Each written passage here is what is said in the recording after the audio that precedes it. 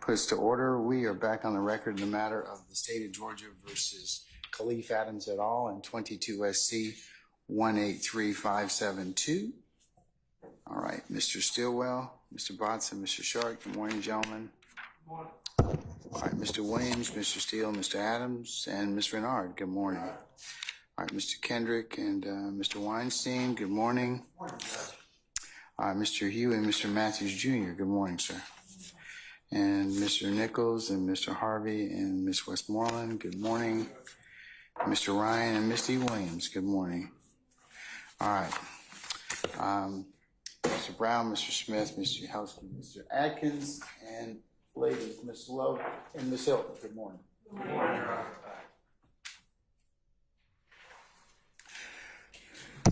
Sorry, name from all our jurors present? Yes, sir. Okay. All right.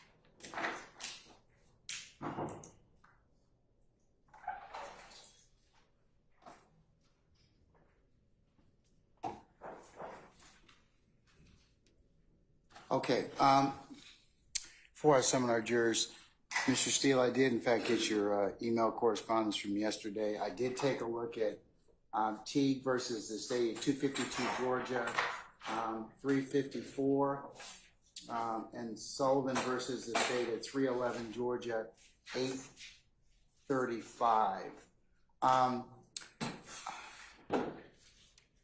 I'm of the opinion after reading those two cases, inconsistent with what this court will probably authorize, is you are correct that you cannot ask a witness like a detective. Hey, Detective Smith, what did Detective Green tell you? What did you learn from him? That would fall within that. However, if our witness here says, did you talk to Green? Without telling us what you talked to Green, what did you do as a result of that? That would be proper, and I would allow that.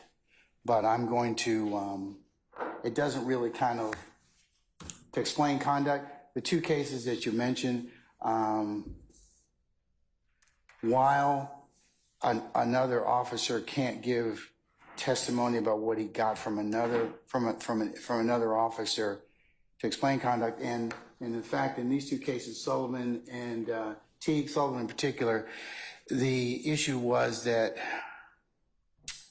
the investigation was attacked, so the court authorized it, said it was harmless. So I'm not going to let the state do that, and you can certainly object. No, and I thank you for making that clear. It was just yesterday, and it was right when we broke, but there was a question, maybe two, whatever the record shows, that the prosecutor was announcing, well, this explains the law enforcement officer's conduct, and that, as you know. Well, as long as he doesn't, conduct, he can, I mean, as long as he just doesn't state what somebody else told him to relate to what he did, but he can certainly say, you know, as a result of his interactions with other law enforcement officers or witnesses or the like, what he followed up on. That would not be improper. So, and I thank you. I'm just reading out of Teague in Division 1, third paragraph up from the end of it, and it says, it will be seen that only in rare circumstances will the conduct of the investigating officer need to be explained. But you're cutting it off, Mr. Steele. You're not looking at an overall context, okay? That was one officer who got information from another. He testified to what somebody else told him. Yes, and the reason that was, the court said it was rare because it's what he said to that particular detective that the court clarified, and that was told to the jury. So This is a little different. If he says, for example, his investigation was predicated on X, Y, and Z, as long as he doesn't state what that was from another detective, that would be, I think that would not violate that or not be hearsay. I agree with what you're saying about hearsay. This is what I'm taking, and then obviously we'll go with what the Honorable Court says over objection if needed. But just to continue reading what I said, if I may, it will be seen that only in rare instances will the conduct of an investigating officer need to be explained, as in practically every case, the motive, intent, or state of mind of such an officer will not be matters concerning which the truth must be found. At the heart, a criminal prosecution is designed to find the truth of what a defendant did, and on occasion of why he did it. It is most unusual that a prosecution will properly concern itself with why an investigating officer did something. That's what I'm asking the court to consider as we go along. I do hear you. I'm not challenging you. I do agree, obviously, not hearsay should never come in. I agree with that, or confrontation clause, depending upon the statement. But I'm going a little further, I think, than what you're saying, and I heard you say just make the objection as we go. But the fact that, I'm just using his name, a former detective, or excuse me, retired detective Dennis, he says, well, and the state was getting into this, I believe, maybe I'm wrong. Well, I knew that there was a beef between Lil Wayne and Jeffery Williams. Whether it's true or not, I don't know, but I believe that was important. So I wanted to watch people from YSL, and these are the people from YSL. And what I'm saying is, his belief doesn't matter. The fact that maybe he watched closely and saw Jimmy Winfrey, almost, God forbid, strike him with a car, that's an observance. That is my position, and that's why I sent you the cases. And I appreciate the court, as always, taking time to, discuss, say, with us and Okay. give us your insight, your position. Thank you. All right, sir. Anything, madam? Your Honor, just briefly, which was that when an instruction is given and the officer follows an instruction, we're not offering the instruction to explain the officer's conduct as much as for its effect on the listener as a result of the instruction. And I believe that that's the way that we've been doing that. What I heard just now was not a sequential set of events that occurred. We did not, investigators didn't testify that there was a beef between YSL and Young Thug. He testified that they were given instructions not to let some people in the club. I understand. Okay. All right. Anybody else? All right. Sergeant Ingram, summon our jurors for us, please. Can we get Detective Dennis to come and rejoin us, please?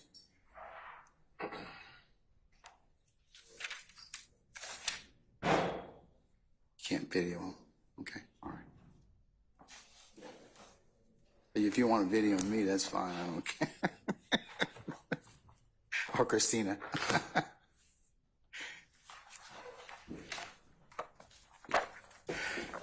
Good morning. Come on, Sam. Run to the back. Jack. Yeah.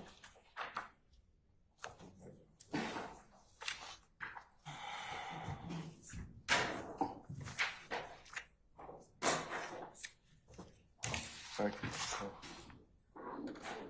You should. Awesome.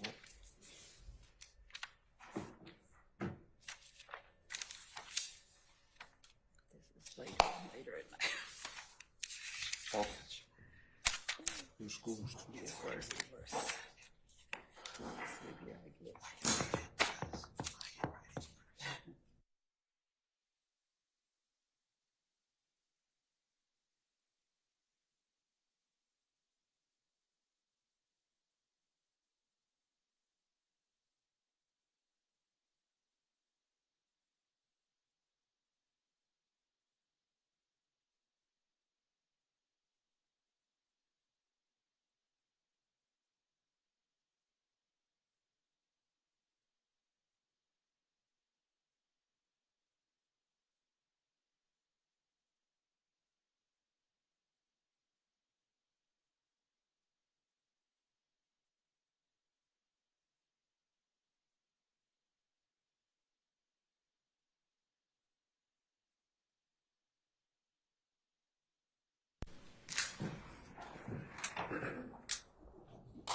All right, ladies and gentlemen, please be seated.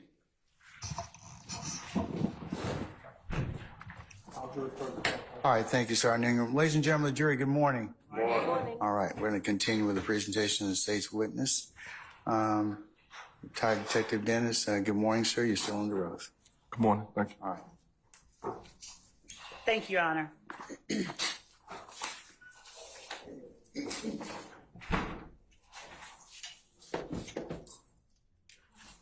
Your Honor, I don't have a green light over here. I'm going to utilize the one at the table until we get some batteries in this microphone. Okay, all right. All right.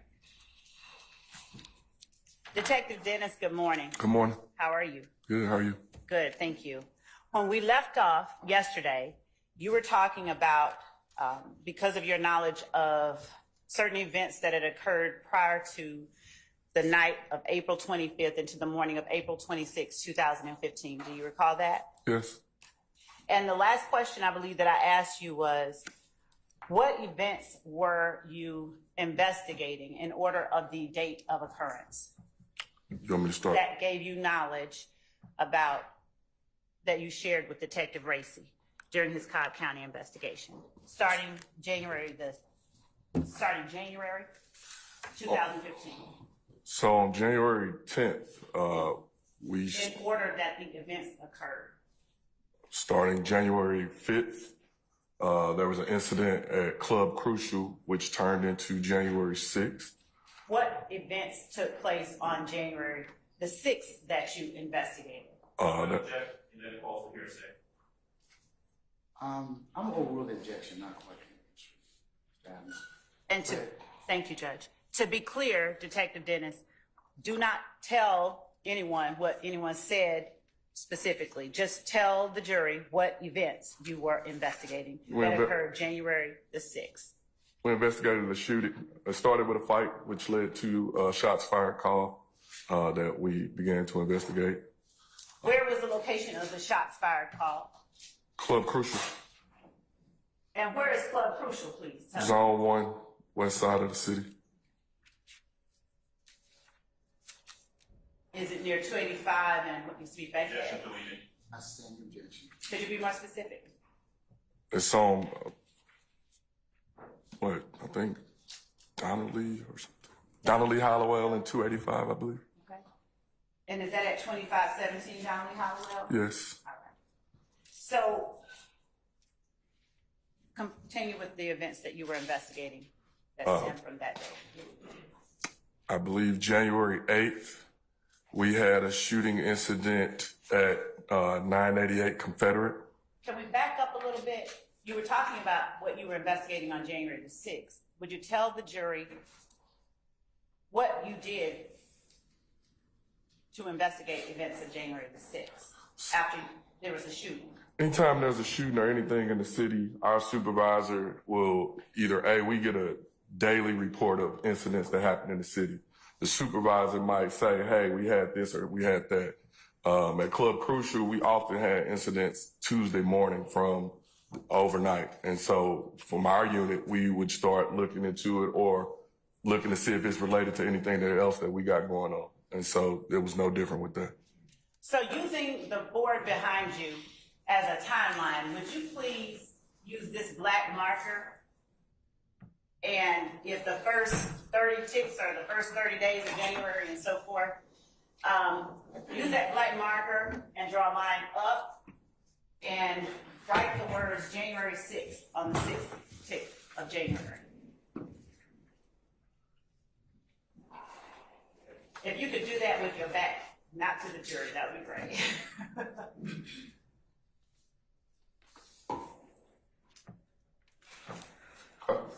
All right? I need you to draw it up and long so I can see from back here. January 6th? Yes. That big enough? You know, big. Yeah. All right? You can take your seat. Thank you.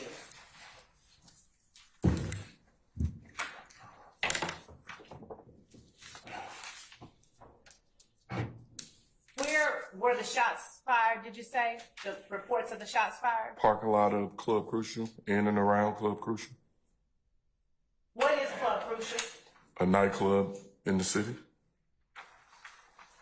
Do you know, are you familiar with Club Crucial? Were you familiar with Club Crucial prior to January 6, 2015? Yes. Would you tell the jury, when you say a nightclub, what days that you were familiar with the club being in operation? Club Crucial is basically an inner city hood nightclub that guys go to Monday nights. We were familiar with Club Crucial because they have Queen of the Ring Monday nights. All right, I need you to slow down just a little bit. When you say we, who are you talking about? Myself and my partner, my unit, Atlanta Police Department. And when you say Monday nights, what was it that you talked about with Monday nights? It's called Queen of the Ring. What is Queen of the Ring? Queen of the Ring is basically... Your Honor, I didn't. Mr. Adams, that, I'll overrule the objection. What is Queen of the Ring? Queen of the Ring is lady boxers. The girls basically put on gloves and box. And usually the guys watch or bet on it or enjoy the festivities, I guess. Was Antrevia Smith one of the fighters in Queen of the Ring? Objection to leading. I'll sustain the objection to form and praise. Are you familiar with Antrevia Smith? Yes. Are you familiar with Antrevia Smith as a result of this investigation that you're talking to the jury about? Yes. Did Antrevia Smith ever participate in Queen of the Ring? Yes. Your Honor, hearsay. Overrule, sir. Lack of personal knowledge. Overrule, sir.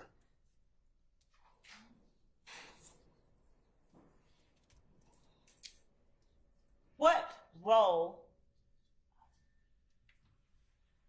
did Club Crucial play in the investigations that you're describing to the jury? A lot of our incidents began at Club Crucial. A lot of fights, a lot of shootings began at Club Crucial. Were you investigating in your capacity as a detective with the gang unit any gangs that you felt were affiliated or congregated at Club Crucial? Yes, the thing about Club Crucial. But before you go into so you said yes. Yes. Which ones?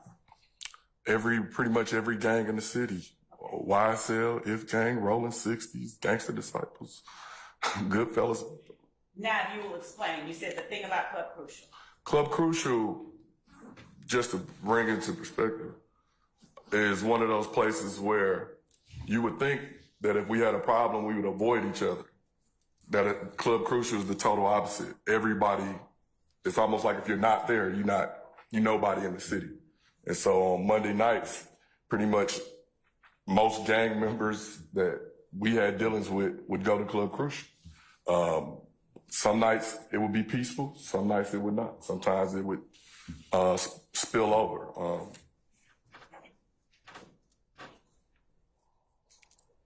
When you talk about some nights it would spill over, what do you mean? We often had incidents at Club Crucial. Tuesday mornings when we would come to work, we would have shootings at Club Crucial or fights or incident reports from Club Crucial. When you mentioned YSL and If Gang, were you investigating those at different times or at the same time? At January 6th, we weren't investigating any of them. We just had an incident.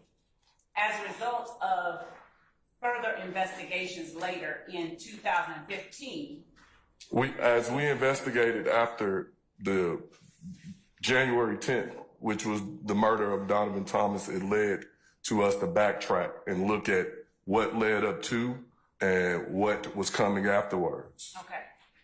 And so as you look at the days before January the 10th, did you look at January 6th or investigate January 6th with relation to any two particular groups? Yeah. Hold on, that was Mr. Sharp and Mr. Adams. I'm both leading. I sustain Mr. Form. Did you investigate any of the groups that you named a second ago for anything related to January the 6th? Yes. What groups? Inglewood Family Bloods, If Gang, and YSL. Are Inglewood Family and If Gang the same thing? Both of them are blood gangs. At one point, they were all friends. Without, I'm going to object. This is Basis. outside the canon of late testimony, yeah, which is what is the law enforcement. Your Honor. Fact witness. Your Honor, what I'm doing is talking about specifically matters he investigated. Oral service. Now, when you investigated January, Excuse me a second. Counsel, I can hear you talking back there, so please don't do that. All right, go ahead. okay. When you investigated the groups that you just named for matters that occurred on January the 6th, did you investigate them acting together? Your Honor, I'm going to object. Basis. Bases. Number one, outside the canon of late testimony, nothing wrong with it. It's accurate. Number two, the investigation is irrelevant under T.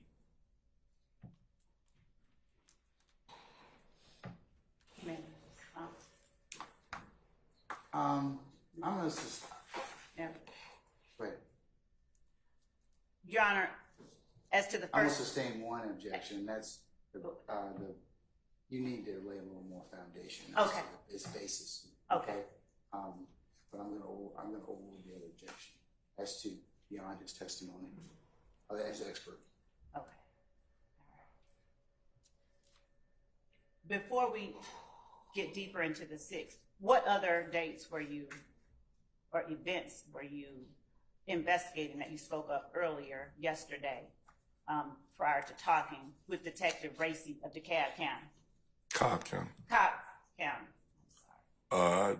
January 8th, we had a shooting at 988 Confederate involving an If Gang member. That was his vehicle was shot up. 988 Confederate. Would you draw a longer line to distinguish it?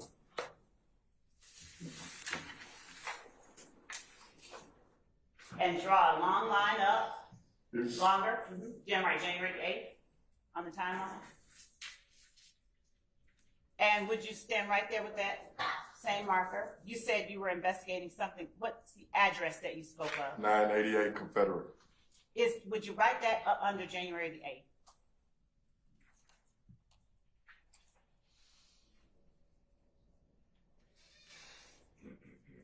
And you may take your seat. Thank you. Is 988 Confederate a business or something different? Apartments, I believe. Do you know the names of those apartments? I think that is Thomasville.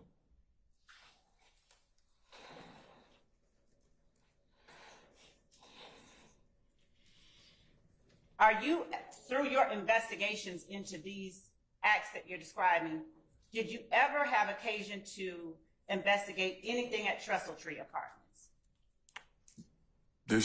We had another incident there in October of 2015.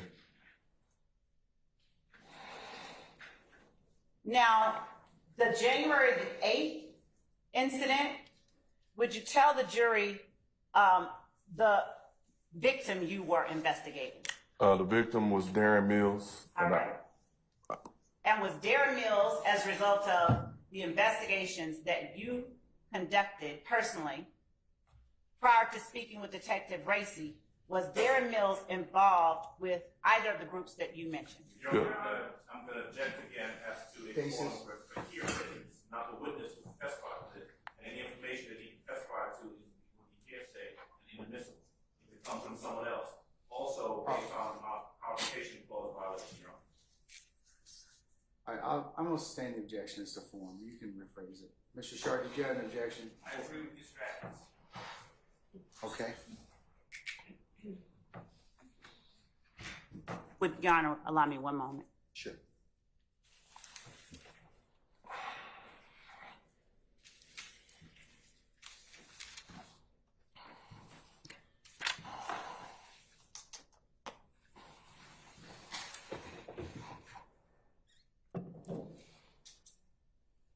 Did you ever talk to Darren Mills during this investigation? Yes. And do you know in what way he was a victim on January the 8th? How did you investigate him as a victim? Your Honor, I would... Overrule, sir. Overrule, sir. You may answer the question. In what way were you investigating Darren Mills as a victim?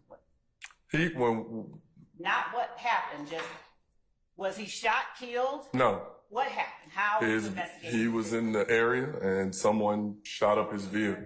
Good. Your Honor, Overrule, sir. on January the 8th, that someone shot up Darren Mills' vehicle. Correct.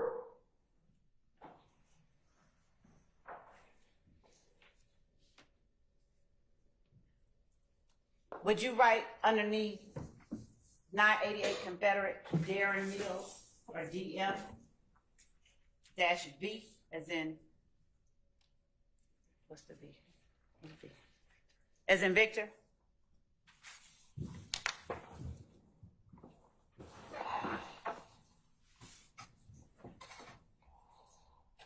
On January the 8th, did anything happen at Club Crucial before or after that shooting that you investigated? On January 8th? On January 5th and the 6th was Club Crucial. January 8th was 988 Confederate. And then we also had another incident.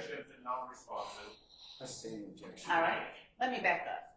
Are you familiar with, as a result of your personal investigations with the gang unit, 675 Metropolitan Parkway? Yes. All right. What is 675 Metropolitan Parkway during 2015, January 2015, when you were investigating? At the time, 675 Metropolitan is a loft space with a bunch of lofts. On one side of the building, you had the Vaults recording studio. On the other side, you had the TIG recording studio. We investigated a shooting at the TIG studio on January 8th. And would you tell the jury what TIG studio is based on your investigation? TIG Studios is Think It's a Game studio, and basically it's where Donovan Thomas, Rich Homie Quan, YFN, or Rayshawn Bennett, YFN Lucci recorded. All right. Would you write just up under DM-V, TIG?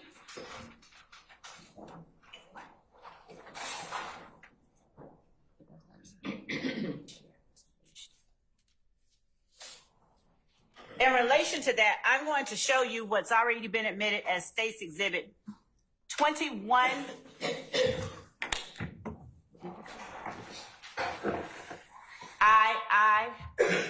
Indigo.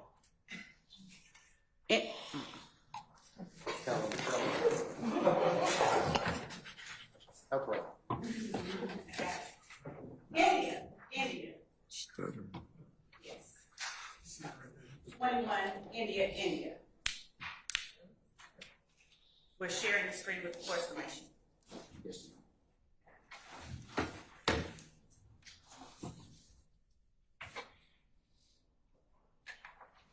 Do you recognize the area depicted in 21, India? Yes. What is that? 675 Metropolitan, that's the front of it. Okay. Let's go to 20, India. Is 20, India the address of 21, India? Yes. All right. Let's go to 19, India. Is that also the same studio? Yes. Go backwards. 18, India. Is that also the same studio? Yes. Are you able to indicate, based on 18, India, the size that you were just describing, or is it not shown in this photograph? It's not showing. This is the front. If you come into the structure, you basically got to go up a hill, make a turn, and then that's the front. That's where the manager's office is or something. The actual studios line go all the way back. And so it's probably, it could be 25 to 50, I don't know, on each side. And each people have different loft spaces. And as you're doing things with your hands that the record can't reflect, what is it that you're doing with your hands? Spaces, office. Can I use that? I don't want to miss. You can flip over to another page and diagram for the jury, as long as you initial it at the bottom, what you're describing as it relates to 675 Metropolitan Parkway.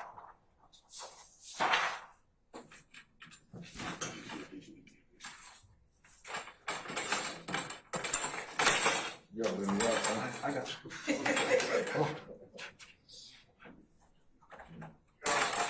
Well, that's a new report for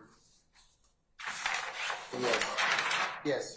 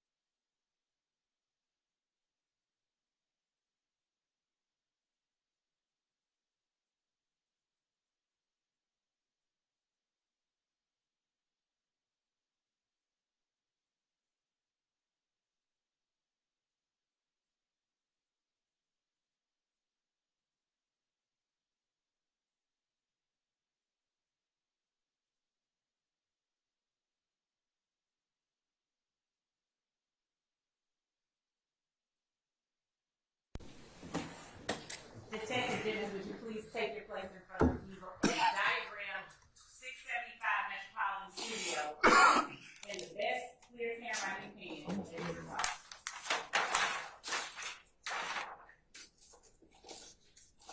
So this is the front. These are the lofts. And they go all the way back on both sides. And when you have on the diagram 675, what is that meant to denote? That's the front. That's the picture you just showed. That's the front of it. The red brick where the manager's office, that's the front of it. As you drive back, these are the loft spaces that make up both sides of the structure. And where is Metropolitan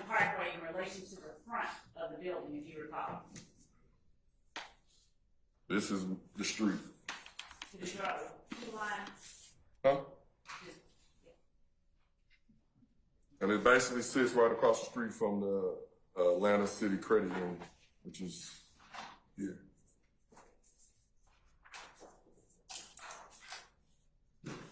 And so that I remember later, would you please write it as Metropolitan Parkway? I'll put Metro. You want me to spell it out? Yes.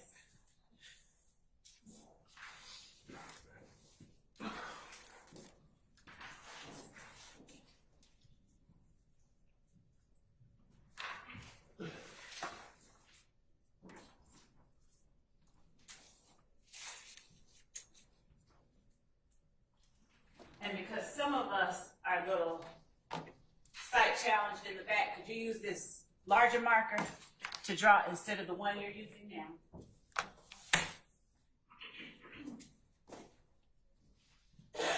Which side was Think It's a Game Studios on? Not to be exact, but it was something like here. And what was on the other side? Not to be exact, the vaults. So it was here, What is the vault? a recording studio. And based on the investigations you conducted, did anyone involved in the cases you described, you all investigated prior, you're talking to Detective Racing, record at the vault?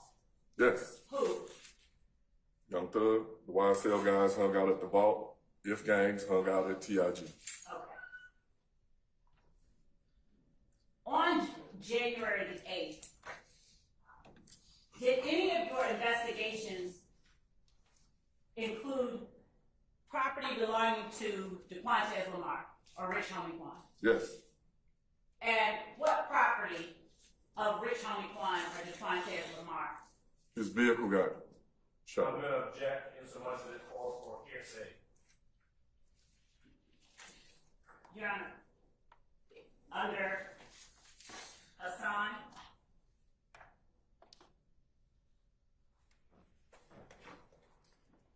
(2024) Lexus, 2024 Georgia. Y'all, come on.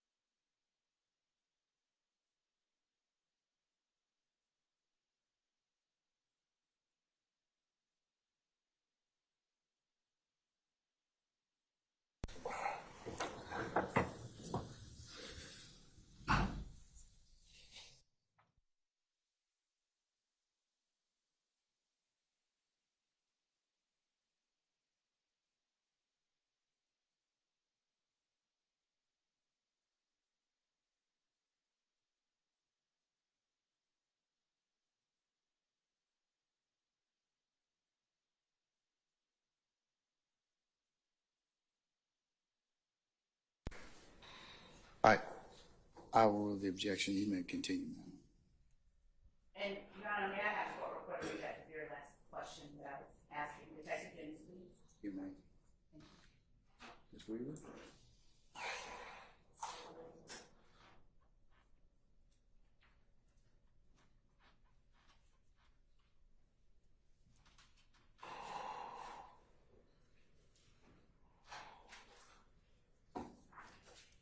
On January 8th, did any of your investigations include property belonging to the Quantas, Lamar, or Rich Homie Farm? Your answer is yes. Question: did what property of Rich Homie Farm or the Quantas, Lamar? You said his vehicle got shot. I'm going to show you what has already been admitted as State's Exhibit 22 India through 33 India.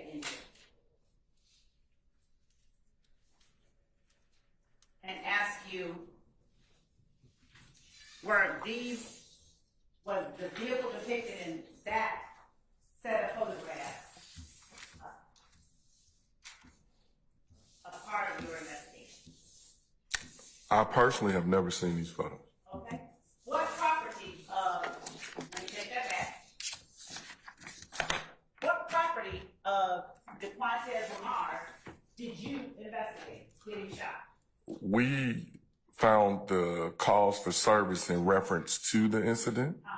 And at the time that we found it, we basically were able to establish that the incident happened. We didn't necessarily, the actual incident came in as damage to property.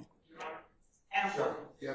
Based on that answer, by Investigator Dennis, I believe that it changes the foundation of ruling in its hearsay. He's not the investigator who investigated this case. It does not fall under the witness. Your Honor, I disagree. I'm over your objection, sir. Thank you. Thank you.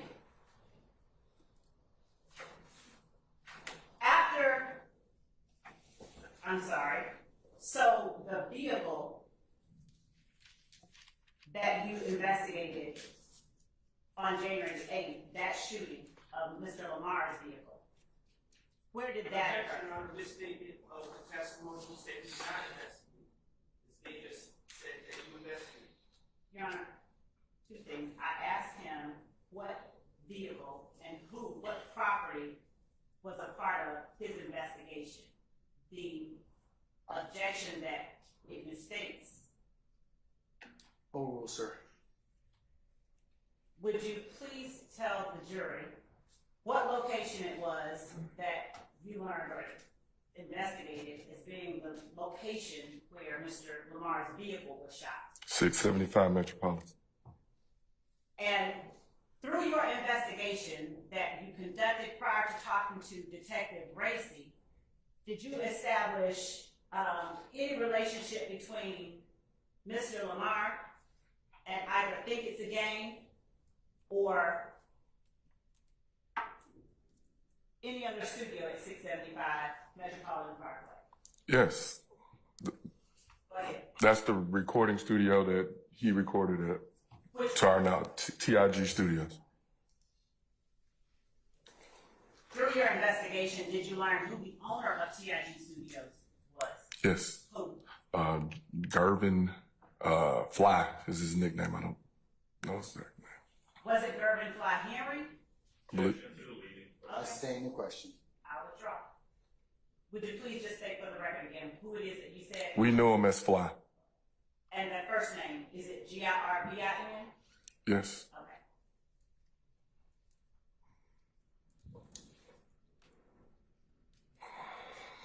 Through your investigation, did you learn of any other persons who recorded at Think It's a Game Studios? Yes. Would you give the jury the names of the other people through your investigation you determined recorded at Think It's a Game Studios? Rayshawn Bennett, or AKA YFN Lucci, also recorded at the studio as well. And do you know of any other persons besides Young Thug who recorded at the vault? Yes. Would you tell the jury the names of those people through your investigation you determined recorded at the vault? I'm going to object.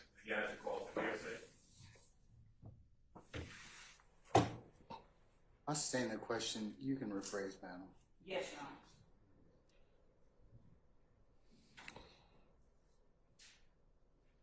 How many people, other than Young Thug, did you learn through your investigation recorded at the vault? Your Honor, same objection. Overrule, sir.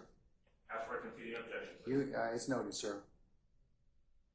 From our investigation, it was a functioning studio, so several artists recorded at the studio. Through your investigation, did you ever determine whether anyone affiliated with YSL recorded at 675 at TIG, or I think it's a game? No.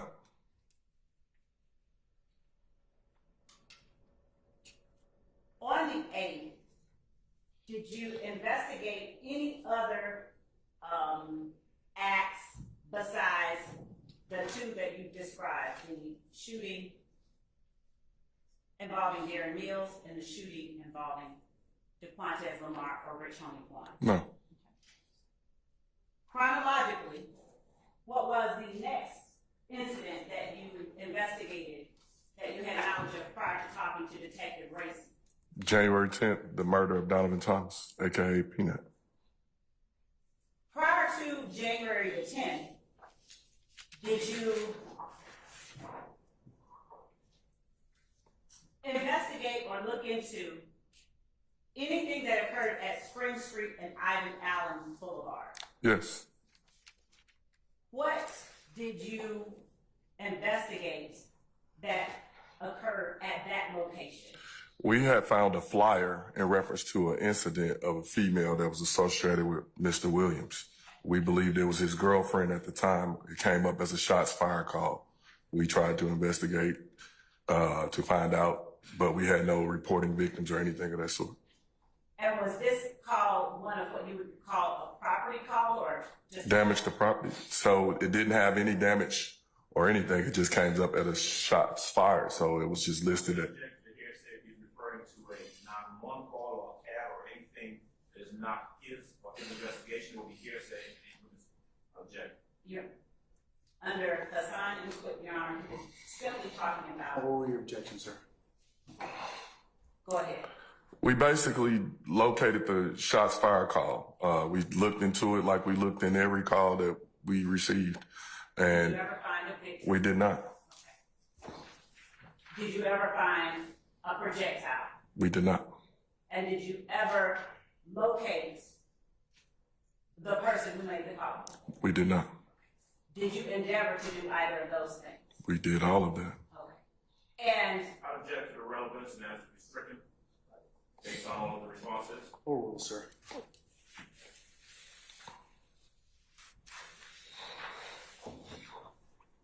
after the January the 9th incident, what was the next incident that you all investigated that you had knowledge of before talking to Detective Race?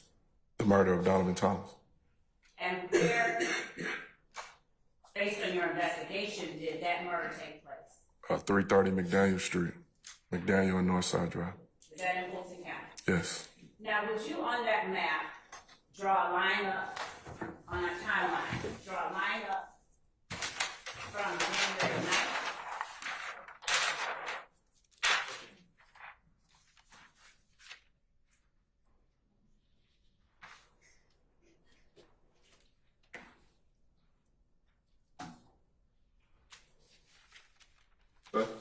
And would you write just something like Spring and Ivan Allen?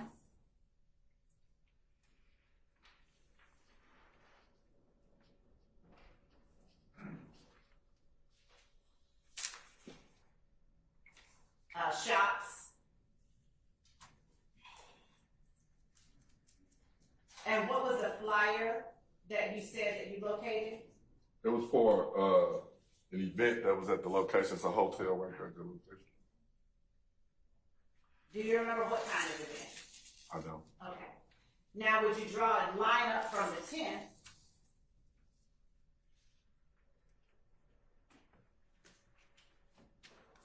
And write the words Donovan Thomas or DC murder?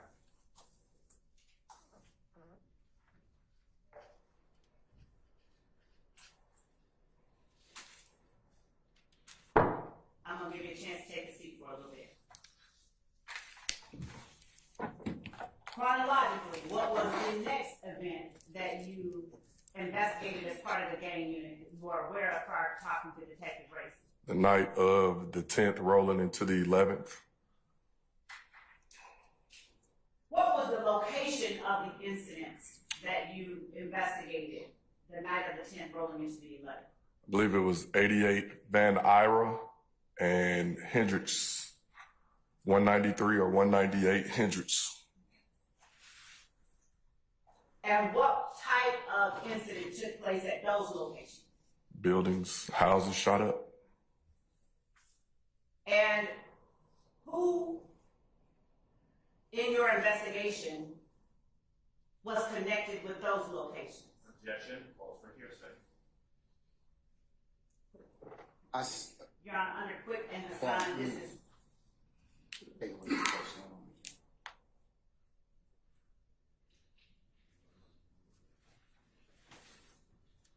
Overrule the objection. who in your investigation was connected to these locations, if anyone? These were family members of Kenneth Copeland. Would you write on the map, like draw a line down from January the 11th, and write shots, 88 Van Ira, 193 Hendricks, and KC?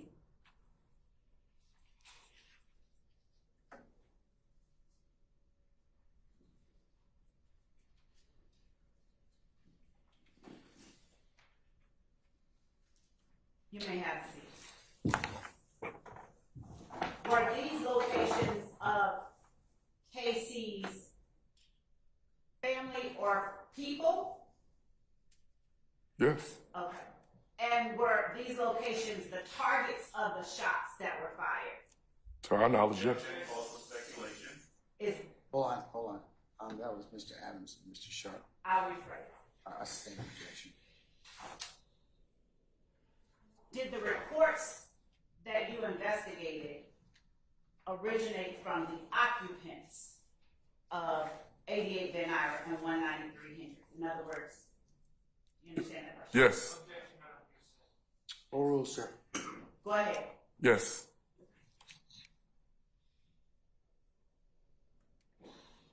Chronologically, what was the next event that you investigated? I believe it was Ruby Harper, 34 or something, Ruby Harper.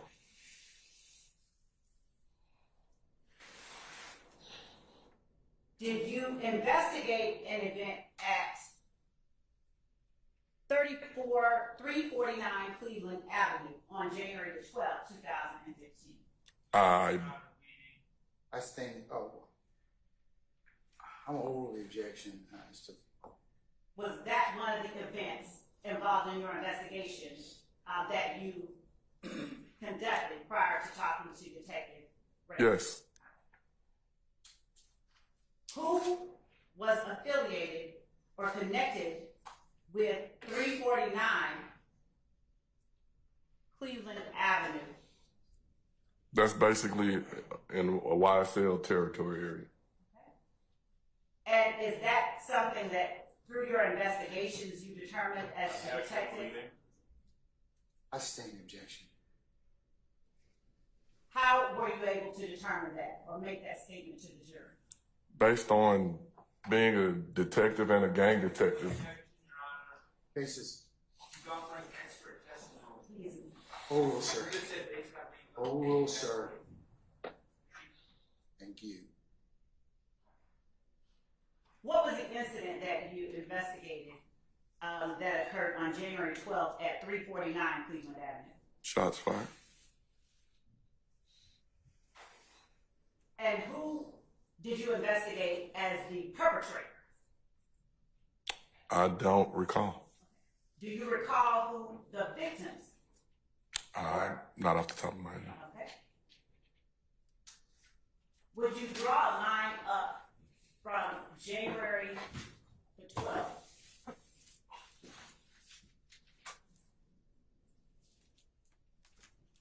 and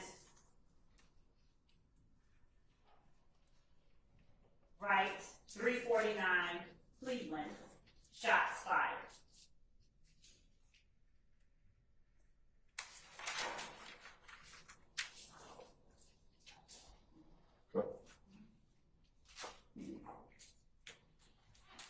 Now, we're showing you a summary of those events that you investigated prior to talking with Detective Racy. Refresh your memory as to who you investigated as the victim and who you investigated as the assailant in that case? Yes. Yeah, the witness is not indicating he needs to recollection. Correct. He said he doesn't recall. I'll rule the objection. You may refresh his memory. Thank you. Your Honor, we're going to label this.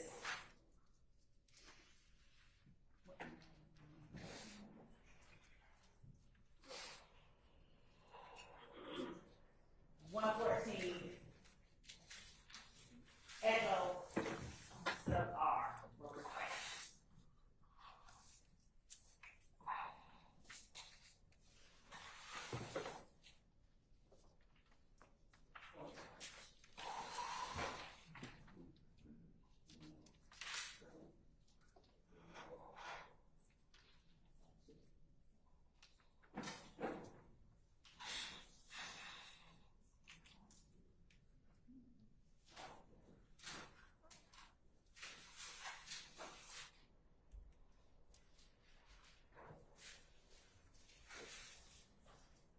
And showing to defense what has been labeled as 114 ER previously provided in this record.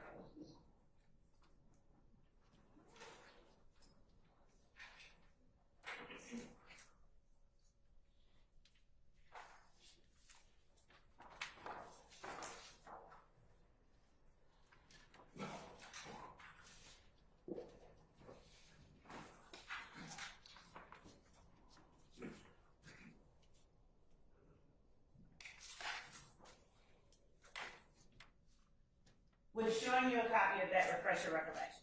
Yes. All right.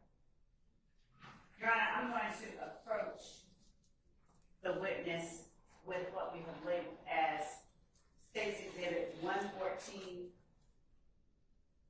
Echo sub R. Romeo. And not for admission, just for the record. I understand. Take a look at 114 Echo R on the page that I turned to without reading out loud. And if you would look at number where my finger is pointing. Read it. When you finish reading it, look up and tell me if your memory is refreshed as to who you were investigating as a victim. Yes. And does it refresh your memory as to who you were investigating as an assailant? Yes. All right. First, tell the jury who, without reading, who it was you were investigating as the victim in this particular case. The victim was Summer Good, And who did you investigate as the assailant? Kelvin Watts. And through your investigation, did you determine any connection between Summer Good and anyone that you saw at the compound the night of April 25th, 2015? Summer, yes. And who was the person you determined had a connection with Summer Good that you saw at the compound that night? Quindarius Zachary. Did you investigate any other? What was the next event that you investigated chronologically that you were aware of prior to talking to Detective Racy about the shooting from April 26, 2015? Yes, sir. I tell you what, I do want. I understand on good authority that we need to take a comfort break. So why don't we go ahead and do that? Let's take 15 minutes, okay? Sure. Detective Dents will go ahead and let you take 15 minutes as well, okay? All right. All rise.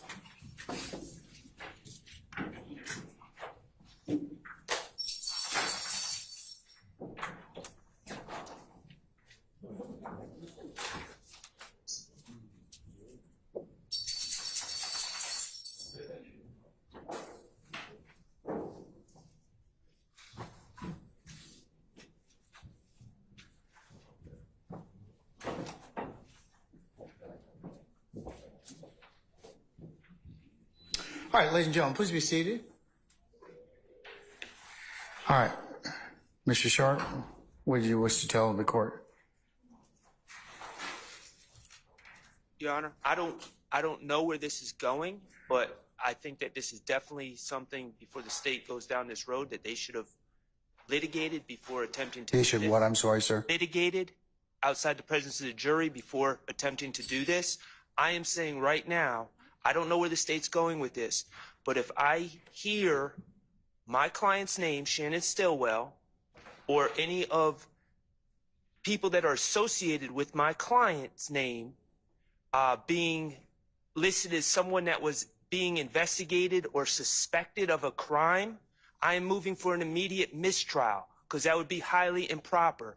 Who's suspected of crimes that are not charged, not convicted, being listed through an investigator is complete violation of 404B, 404A, and is prejudicial and completely improper. We're trying this case through hearsay right now.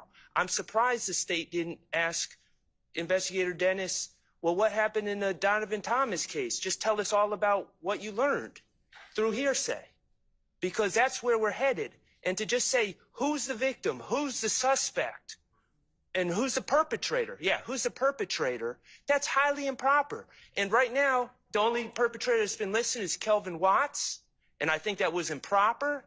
But I'm saying, as it goes forward, as soon as a name that's associated with my client or my client's name comes out, I'm moving for an immediate mistrial, and I believe it's very warranted. Thank you, sir. Your Honor, can I join in that objection also? Well, the Harvey rule's in effect, so what else do you want to add to that, sir? Well, I want to, the state cited a case earlier, the Hassan case, that I've had a chance to sit and read through, and that is actually instructive to the court. There is a difference in what the court applied in Hassan and what's going on right here. But Quick is a better case in terms of the court's interpretation of what a detective may testify to. So I have to read both in conjunction. So we'll disagree about our interpretations as to that, but I feel that I've made the correct ruling in respect to that. And you can still object as to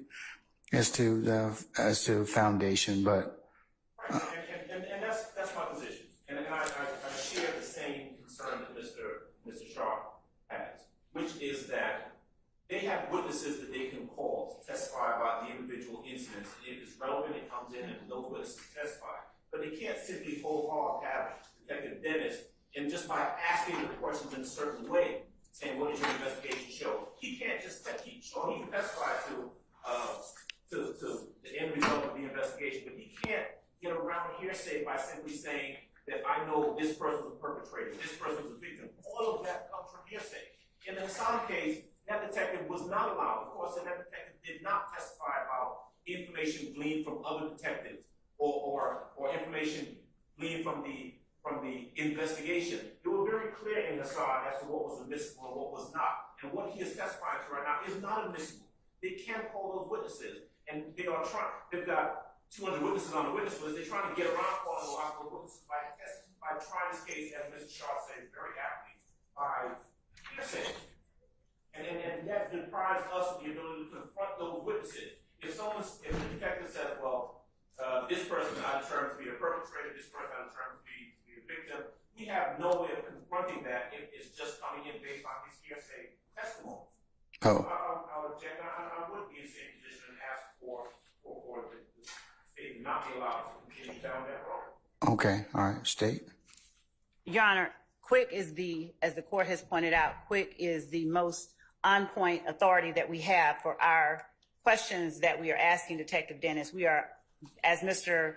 Adams correctly stated, we are intentionally not asking him who did this, who did that. We simply are asking him, who did he investigate as the perpetrator? Who did you investigate as the victim? And later, when we get into other questions, we will have a proper basis and foundation for his knowledge of these other questions related to incidents that occurred after the April 25th, 2015, April 26th and 25th, 2015 incident. involving the shooting of Lil Wayne's bus and how he aided Detective Racy in that investigation.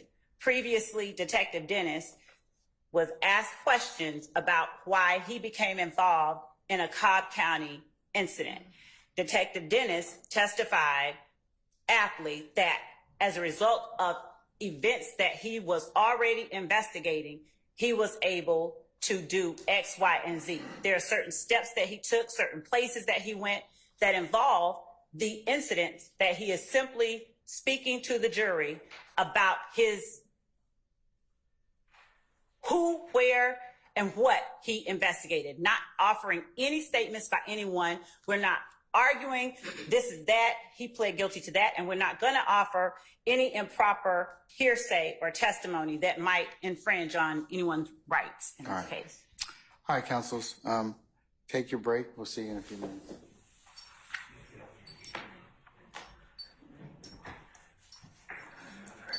Go ahead.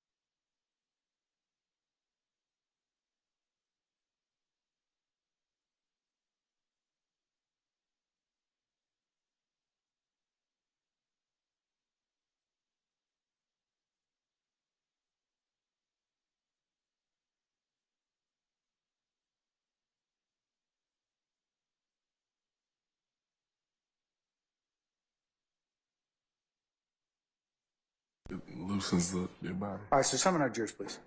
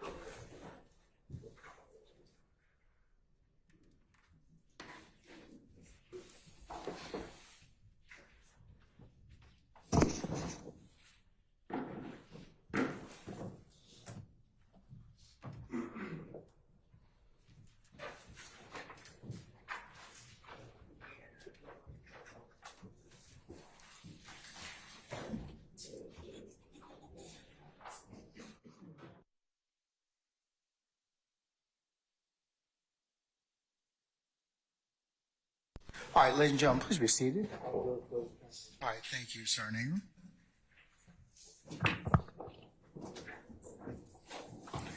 All right, may I continue? Detective Dennis, looking at the diagram that you have been drawing on for the jury, have you gone past the January date to continue writing Yes. incidents? So would it be helpful if we just turn to a clean page to continue the rest? All right.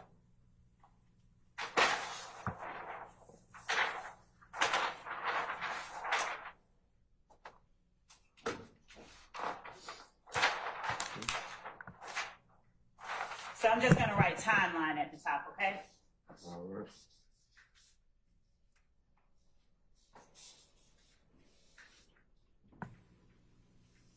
Would you tell the jury what incident that you investigated chronologically next that you had knowledge of prior to speaking with Detective Racy? 878 Oakland. Now, on January the 12th, did you investigate an incident involving 193 Hendricks? Yes. And whose home is that? That's the brother of Kenneth Copeland. And that was January the 12th, Yes. 2015. And what type of incident were you investigating as it related to the information you had before speaking with Racy? The house basically was a drive-by shooting. So, drive-by? Yep.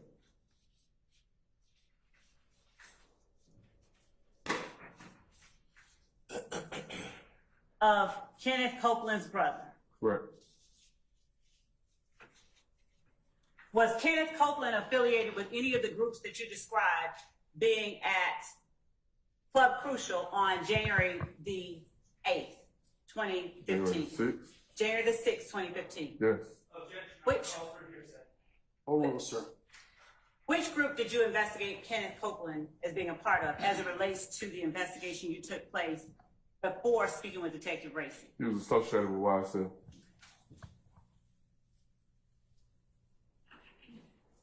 All right. The incident you spoke of on at 878 Oakland, what date did that occur? The 13th, I believe. Do you need to refer to your timeline to refresh your memory? Yes, Okay. Have you refreshed your memory? I have. And what date did the incident at 878 Oakland occur on? January 13th, 2015. What type of incident was that? Drive-by shooting. 878 Oakland.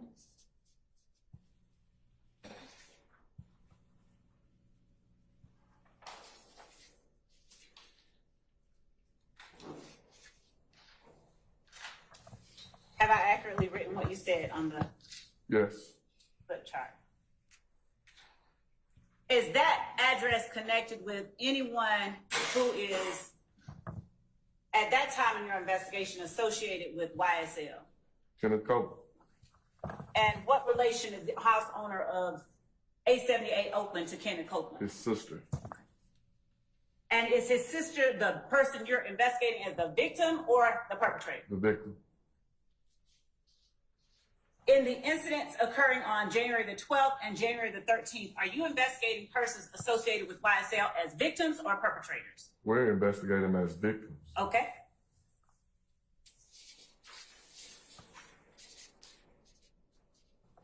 I'm just gonna write YSL Copeland, sister. Victim. And then victim. All right. Chronologically, what was the next incident that you investigated, that you had knowledge of prior to speaking with Detective Racy? 3424 Ruby Harper. All right. And what date did that occur? January 13th.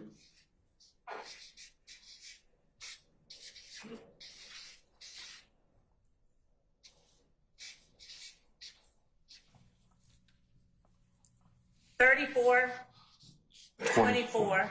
Ruby Harper. What type of event occurred at 3424 Ruby Harper on January 13th, 2015 that you investigated prior to speaking with Detective Racy? Drive-by shooting.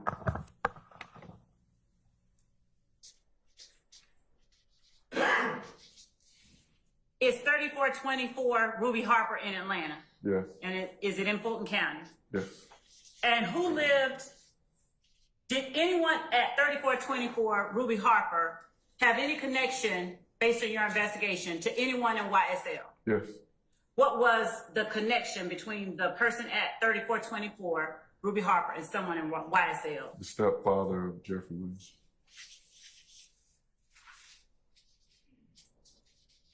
And were you investigating the stepfather of Jeffery Williams as a alleged perpetrator or alleged victim in this case? Victim.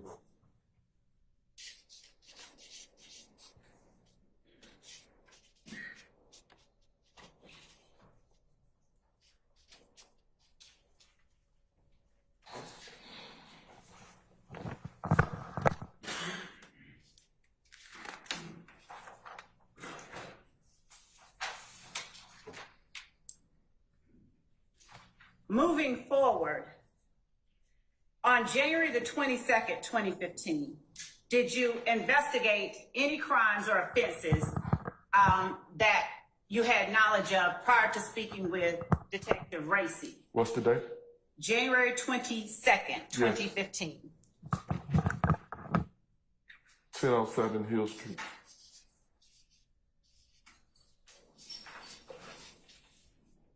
1007 Hill Street? Yes.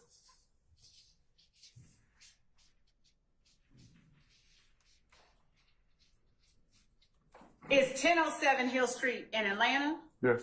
Is it a house, business, or something else? I think it's apartments. So it's a residence? It's like a townhouse type apartment. Yes, it's a residence. And who lived there at that time? Rayshawn Bennett's mother. And does Rayshawn Bennett go by any other name? YFN Lucci.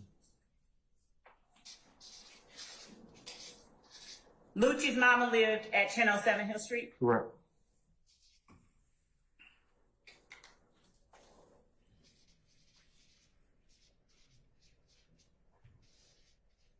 Does YFN Lucci have any affiliation or connection to any of the groups that you mentioned being at Crucial on the 6th? Yes. Which group? If gang.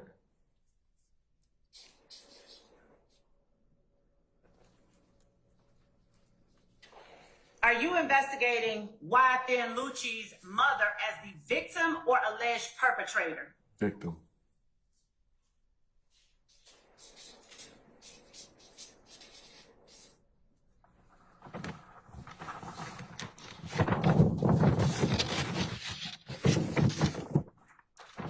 January the 26th of 2015, did you investigate any incident that you had knowledge of prior to talking with Detective Racy about the April 26, 2015 shooting of the Little Wayne bus? Yes. what occurred on January 26, 2015, first, that you had knowledge of and investigated before speaking with Detective Racy? Kenneth Copeland's brother's vehicle was shot as it exited 75 South at University. So KC, and is this the same Kenneth Copeland associated with YSL? Yes. YSL, brothers, vehicle is shot? Mm-hmm. And what was that location? 7585 southbound at University. My writing is getting as bad as yours, isn't it? Not as easy as it looks. Okay. Did anything else happen on January 26, 2015 that you had knowledge of and investigated before speaking with Detective Racy? Yes. What? Lucci's mom house got shot up again. And 1007 Hill Street.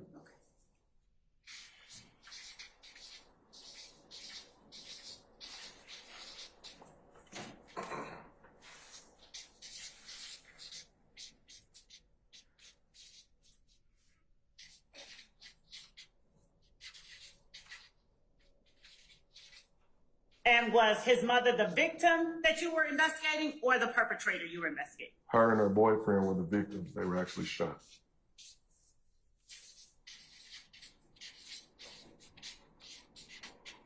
And were both his mother and her boyfriend shot, or was only the mom shot? Both were shot.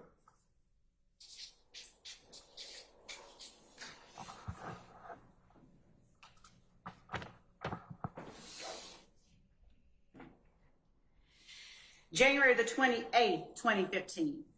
Did anything happen that you investigated and had knowledge of prior to speaking with Detective Racy that you considered pertinent to Detective Racy's investigation? Yes. What happened on January 28th, 2015? 2905 Springdale Road and Trivia Smith's apartment is shot up.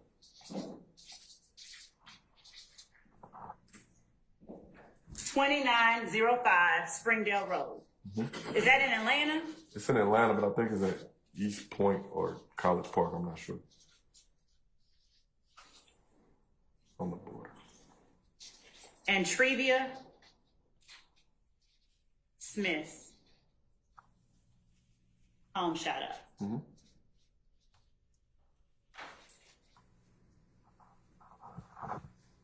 And Trivia Smith on January 25th, 2015, is she the person you're looking at as the victim or the perpetrator? She's a victim. During that investigation, did Antrevia Smith provide you with any media? Yes. And what was the media she provided you with? She gave us a video from Club Crucial of Kenneth Copeland flashing a large sum of money. Did Antrevia Smith ever give you video footage of Moncton? I stand the objection. Did you ever obtain any pieces of evidence from Antrevia Smith related to either Quindarius Zachary or Antonio Sledge? Yes. And what was that? It was a social media post of Antonio Sledge and Quindarius Zachary both holding weapons, antagonizing the rival gang and Kelvin Watts. And I wrote January 25th. Was that January the 28th? Did I write that That's wrong? That's the 8th, 28th.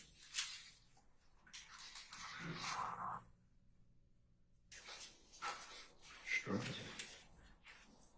Who was it on the video antagonizing Kelvin Watts? Antonio Sledge, a.k.a. Moontoot, and Quindarius Zachary.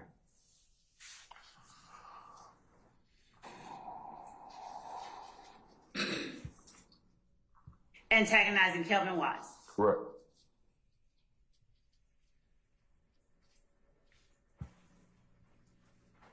Now, is this the same Kelvin Watts that you told the jury about an event occurring on January 12th, 2015? Yes. During your investigation, did you determine whether Kelvin Watts was connected with any of the groups that you talked about being at Club Crucial as it related to the January 6, 2015 shooting? Yes. Which group? Fifth gang. And was Calvin Watts connected by blood to, pardon the pun, was Calvin Watts related genetically? Objection, hearsay. Outstanding objection. Did you find through your investigation any connection between Calvin Watts? Objection, same, hearsay. Your Honor, Let her finish the question, Mr. Adams. did you find through your investigation any connection between Calvin Watts and Donovan Thomas? I'm going to object. Overruled, sir. Overruled, sir. You may answer. Yes. What was the connection? And is this the same Donovan Thomas who was murdered on January 10th? Yes. All right. And what connection did you find between Calvin Watts and Donovan Thomas, who was murdered on January the 10th? They're half brothers.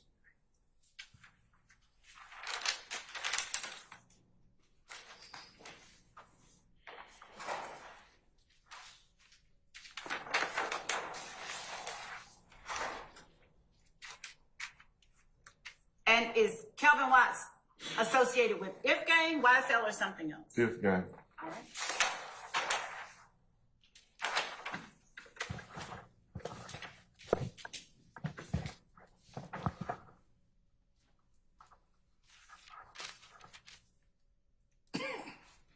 On February the 10th of 2015, did anything occur that you investigated that you found pertinent to Detective Racy's investigation of Yes. the April 26th shooting? Yes. And what occurred on February the 10th, 2015? Kelvin Watts was shot at 409 University Avenue.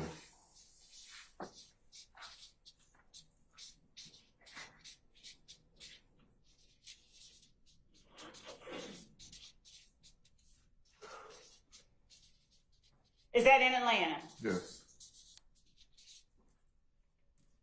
All right. Is that the same Kelvin Watts you just told the jury about? Yes.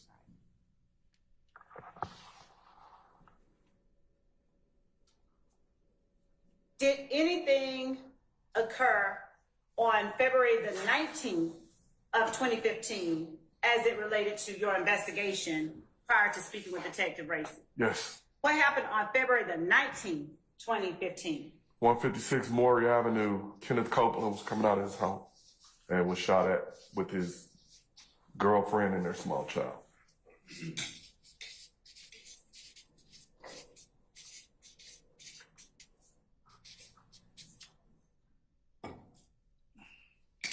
And is that in Atlanta? Yes. Fulton County? Yes.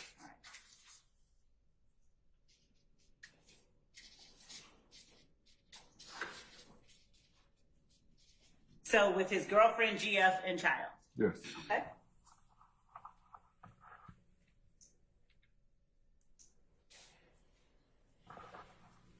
April 12th, 2015. Did anything occur on that date that you investigated that you found pertinent to the investigation you assisted Detective Racy with? Yes. What occurred on April 12th, 2015? Dexter Montgomery was shot in the head. And who is it that you were investigating these cases with, if anybody, as a partner? Me and Lakia Gaither were partners. We rode together every single day. You what? We rode together every single day. We're going to stick a pin in this one, April 12th.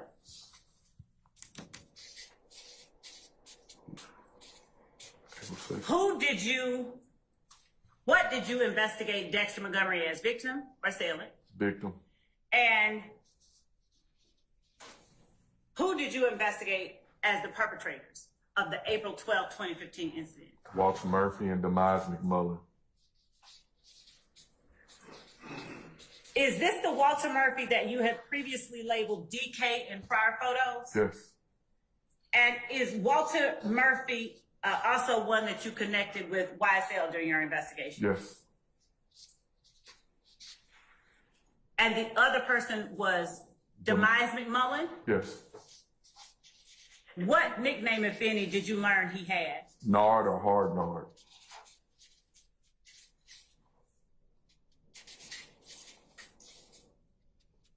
Did you investigate Kelvin Treadwell related to the April 12, 2015 incident? Yes.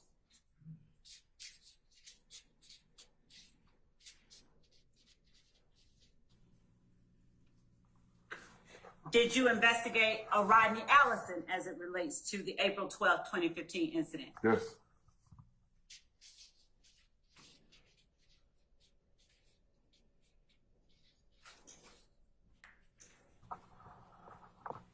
Did you investigate a person named Fatty as it relates to the April 12, 2015 incident? Yes. Murphy, McMullen, Treadwell, Allison, and Fatty. Did you investigate them all as alleged perpetrators? Yes.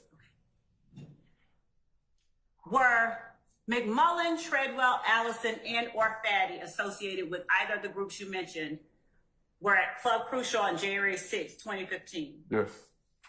What group? YSL. All of them? All of them. Okay.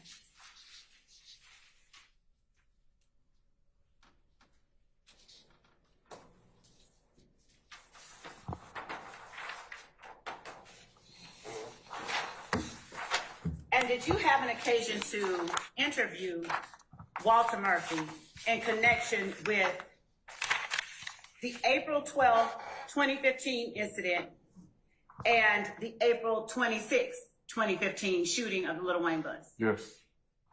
Who participated in those interviews with you? Myself and Lakia Gator.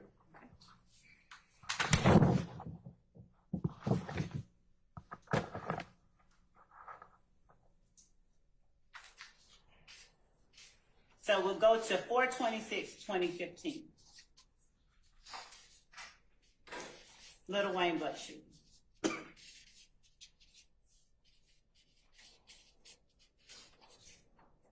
Yesterday,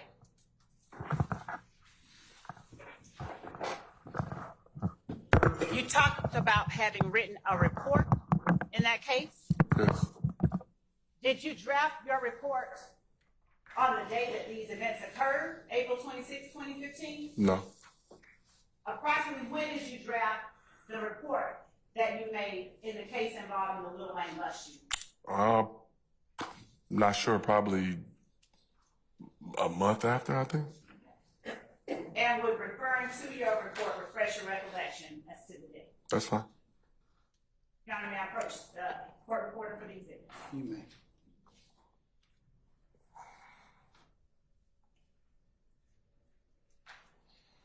Showing you what has been admitted or marked for reference as State's Exhibit 113 Echo Romeo. Is this the report that you drafted? Yes.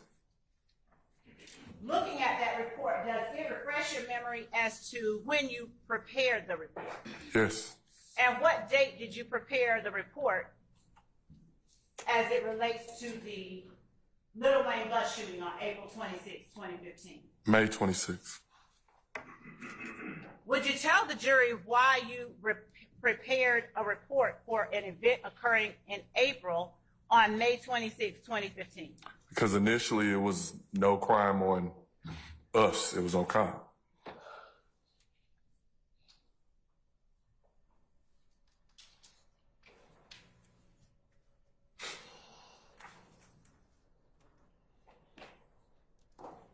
On April the 20th, better yet, did you state yesterday that you reached out to Detective Racy? I did. Do you remember when it was that you reached out to him? I believe it was that Sunday morning, that Sunday evening. The compound happened Saturday night going into Sunday. I think once I got to work Sunday is when I reached out to the Zone 2 supervisor who had the incident, and then he put me in touch with the Cobb County Police Department, and they basically put us in touch with Detective Racy. And as it it relates to the incidents that occurred in January and February, and into April that we listed on this timeline,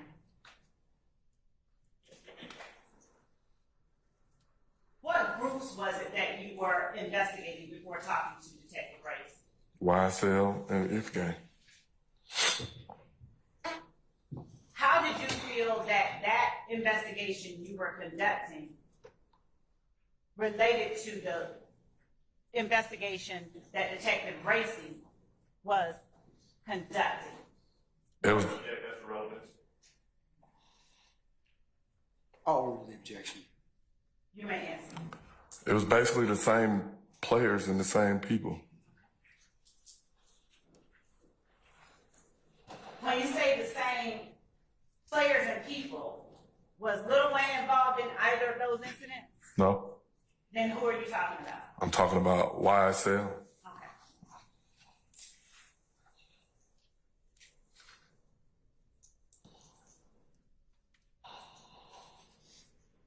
Let me, before getting into all of the ways that you assisted Racing, ask you this.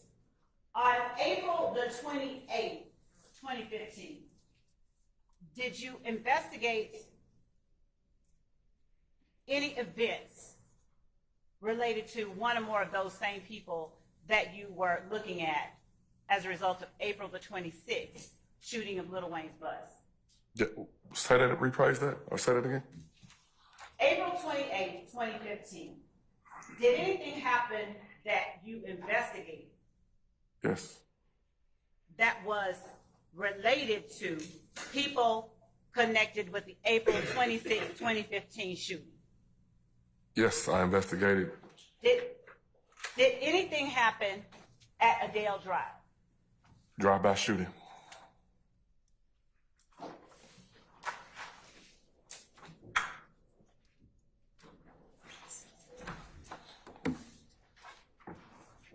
April 28th. That would have been a what day of the week? Monday night going into Tuesday, I believe. April 28th, 2015. Drive by.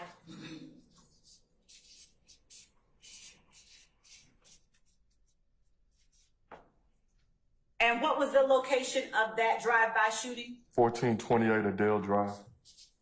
Is that in Atlanta? Yes. Would you describe where that is in Atlanta? Zone 1. Near the AUC, kind of. And by AUC, is that the Atlanta University Center? Yes. Consisting of Spelman, Morehouse, Clark, Yes. Morris Brown.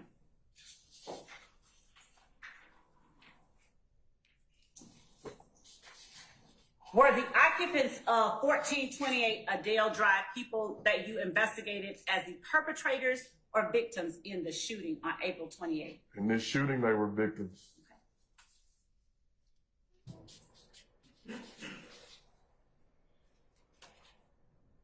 Were the occupants of 1428 Adele Drive connected with anyone in one of the groups, If Gang or YSL? They were related to If Gang. What If Gang member? Darren Mills.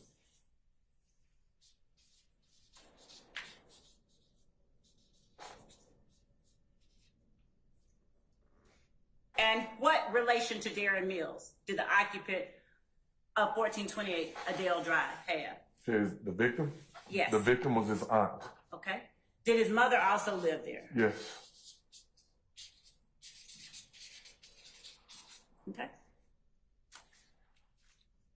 The aunt was shot, and the mother, was she shot? No. Was she inside the residence when the shooting occurred? Yes. Okay.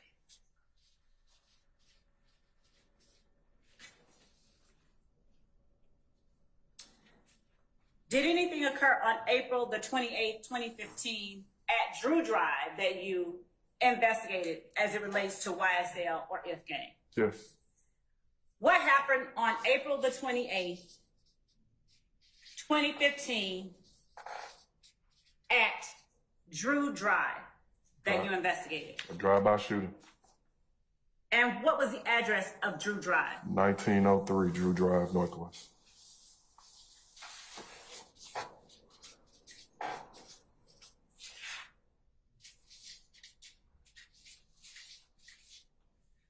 And were persons at that location who lived there investigated as victims or perpetrators? They were investigated as victims.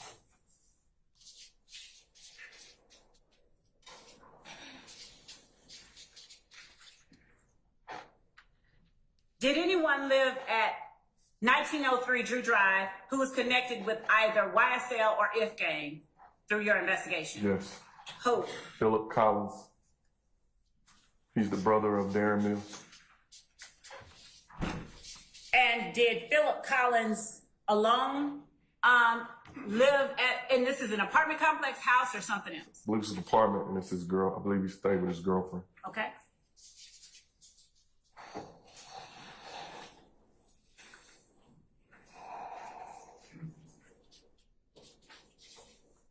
And is Philip Collins associated with either If Gang or YSL? Yes, okay.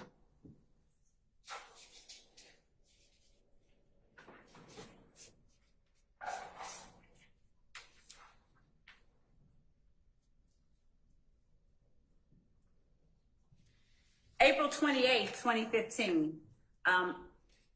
Does anything occur as it relates to Kenneth Copeland? Yes. What occurs? He was at the Dunbar Rec Center with an assault rifle, or they deemed it a pistol, but it was an assault rifle. Okay.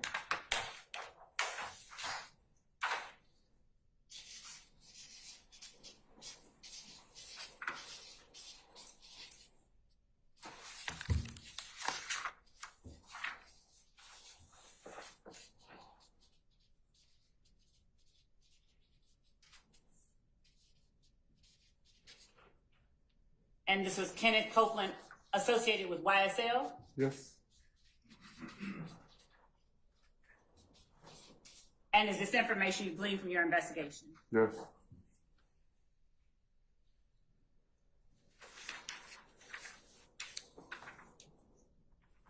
Did anything occur on May 7th, 2015, as it relates to YSL or If Gang that you investigated? Yes. What occurred on May 7th, 2015, that you investigated as it relates to YSL or If Gang? Quindarius Zachary was caught with an assault rifle at, 151 Cleveland Avenue, the BP station. At 151 Cleveland Avenue? Yes. Was that the first time that you had investigated 151 Cleveland Avenue as it relates to either YSL or If Gang? It's located in the YSL area, Cleveland Avenue. Basis. Also testimony that's beyond the canon of labels. I'm overruled objection, sir. So it's in YSL territory? Yes. Objection to the testimony by the DA. I'll sustain as to form of the question. You can rephrase. All right. And again, what is 151? It's a BP gas station. Okay. And is it in either particular group's territory? YSL territory. All right. And is Quindarius Zachary associated with YSL or If Gang? YSL. And was he the alleged perpetrator or victim in this case? He was arrested with that firearm. Sorry. He was arrested with that firearm. Without speaking any single word that he may have said, did you interview Quindarius Zachary as a result of this incident and any of the other incidents that we have talked about before now? Yes. Did anyone accompany you during that interview? My partner. Is that Detective Gaither? Yes. And was that interview recorded? Yes.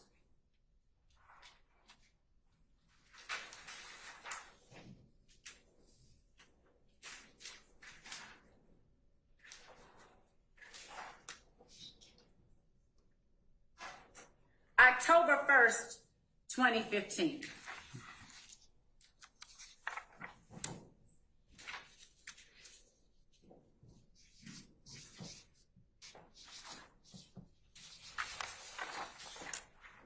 Did anything happen that you investigated involving either YSL or If Gang? YSL member Martinez Arnold and Diamante Kendricks was arrested after a high-speed chase where they basically were going to retaliate against If Gang. Objection, Basis. false speculation. I'll stand the objection. You can freeze. Who were the persons involved in the incident on October 1st, 2015 that were in your investigation connected to YSL? Martinez Arnold, aka Duke, Diamante Kendricks, aka Yak Guy. And were they investigated as victims or were they investigated as perpetrators? They was investigated as perpetrators. And are both of them connected with YSL? Yes. Is Diamante Kendrick someone that you recognize in the courtroom today? Yes.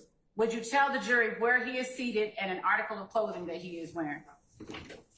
He's the gentleman in the black sweater with the white collar in the front row. Your Honor, would the record reflect that the witness has identified Mr. Kendrick? It shall.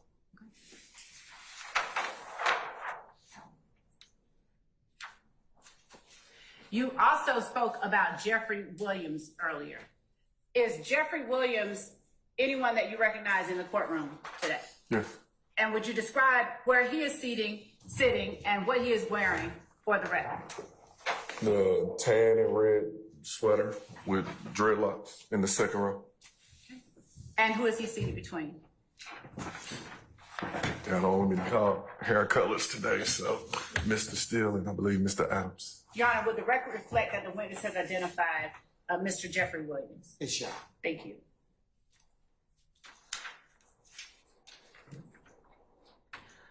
Were Mr. Kendrick and Mr. Arnold found with any weapons on April 1st, 2015? Yes. What kind of weapons were they found with? I believe a handgun and an assault rifle. Okay.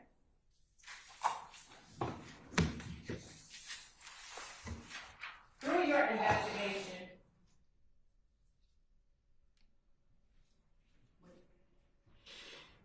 counsel has just reminded me, I said April 1st, and I did mean October 1st, 2015, as it relates to Martinez Arnold and Diamante Kendricks. Was that October 1st that they were found with the assault rifle Yes. and the handgun?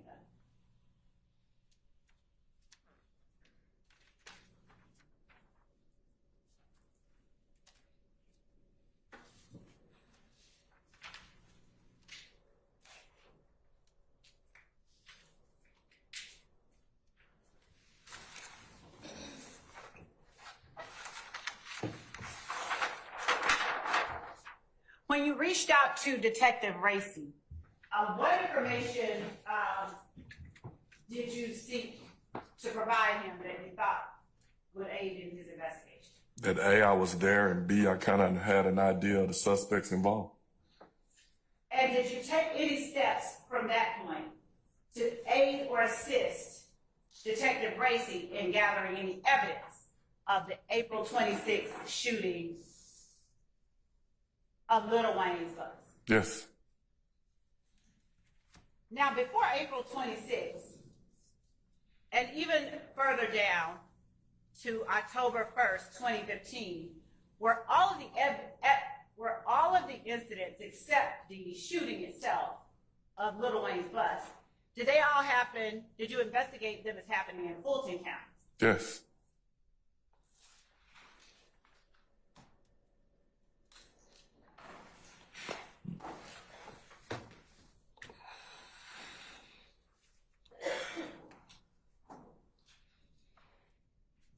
What was the first thing that you did to try and assist Detective Racy in investigating the April 26, 2015 shooting of Little Wayne's bus? I tried to identify the individual I knew as Pee Wee or Roscoe, locate his government name. By government, you mean his given name? His given name. Do you remember what it was that made you want to investigate Pee Wee in relation to the April 26, 2015 shooting of the Little Wayne bus? Basis. Motivation for investigation is relevant. I stand the objection.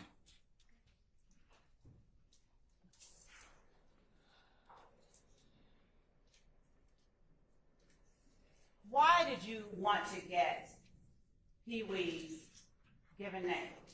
I'm going to object. That's the same question. That's this question. Your Honor, Why and motivation are the same thing. Go on, sir. Oh, go ahead, madam. Your Honor, for foundation, background for the jury, and information as to what in his investigation was relevant for a Cobb County case. Oh, I'll overrule the objection at this time. Why did you seek to learn Pee Wee's given name? Because I was there and pretty much involved in the incident, and I figured that Cobb County wouldn't be aware of everything that was going on. To them, it would have just been another random shooting.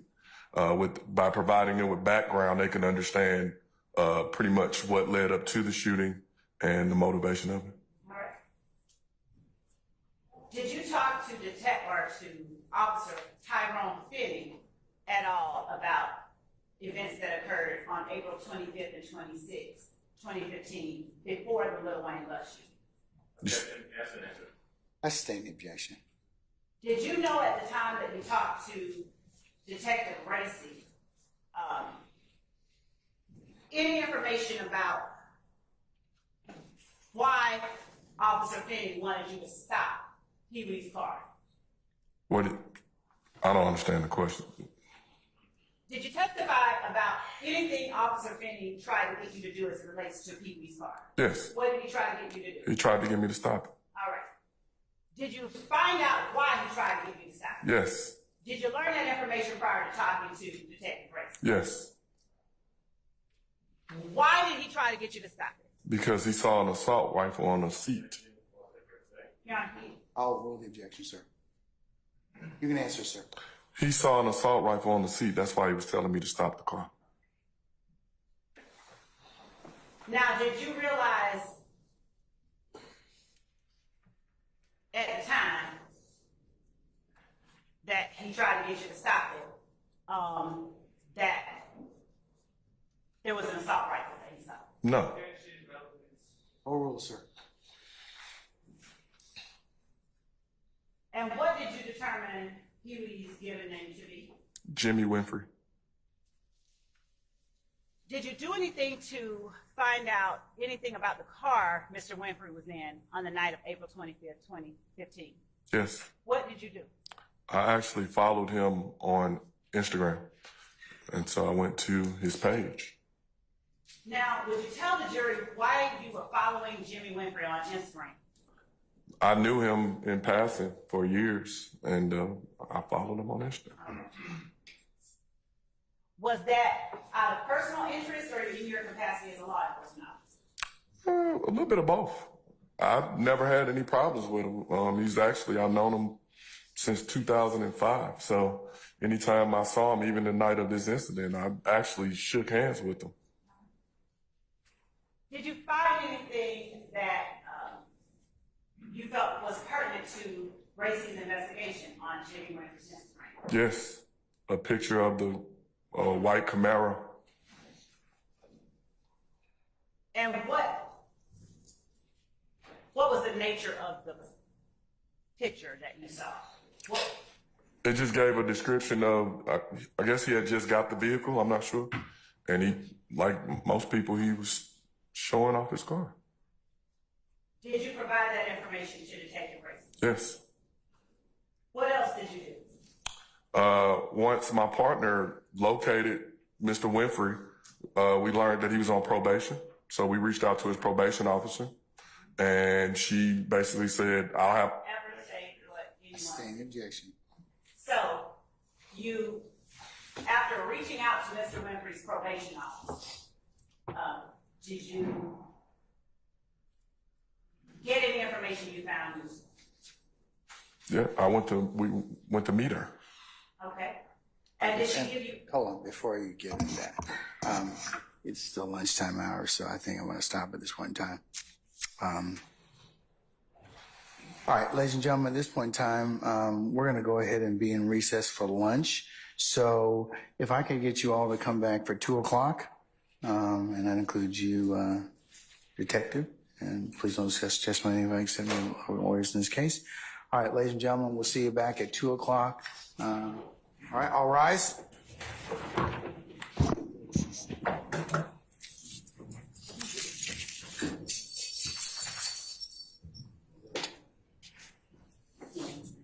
He knows it's time to go. Thank you.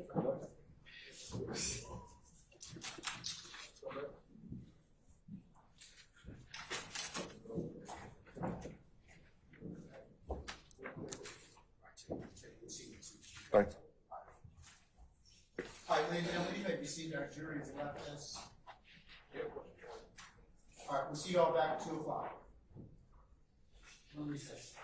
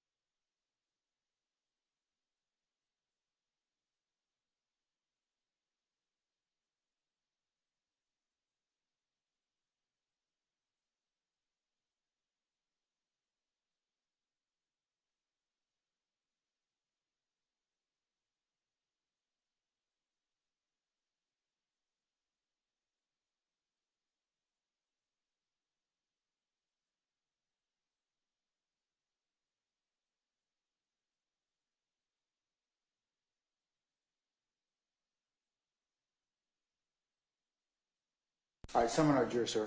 Thank you. Sir. Oh, Mr. Madden Senior.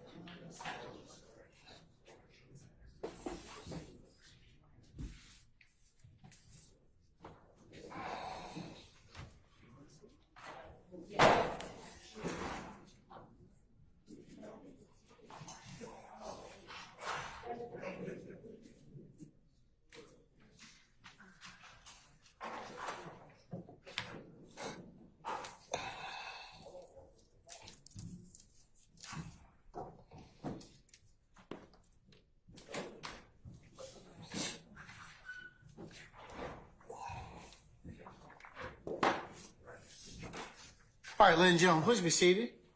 All right, thank you, Sergeant Ingram. All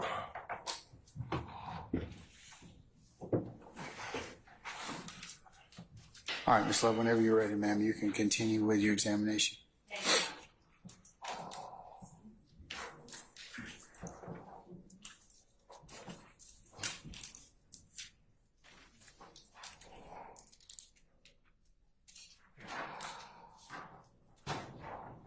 Detective Dennis, we were last talking about you're going to reach out to Mr. Winfrey's probation officer. Were you all able to get a phone number for Mr. Winfrey from the probation officer? Yes. Back on April the 28th of 2015, the date that you spoke of Kenneth Copeland being arrested at the Dunbar Center, did you all subsequently interview Mr. Copeland? Yes. How long was the interview? About 9 hours. Who all was involved in the interview? Myself and Detective Gaither.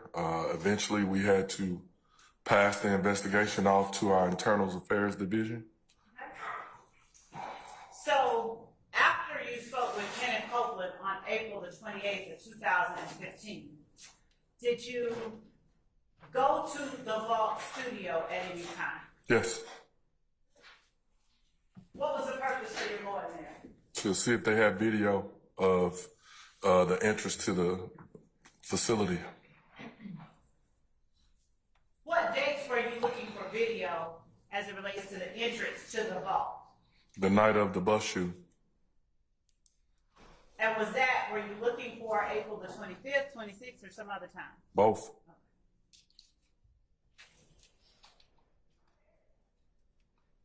Were you all able to locate any footage from that night? Yes. Who was it that went to seek that footage? Myself and Detective Gaither. I'm going to show you what we have now marked as state's exhibits. 110 Echo, 111 Echo, 112 Echo, 115 Echo.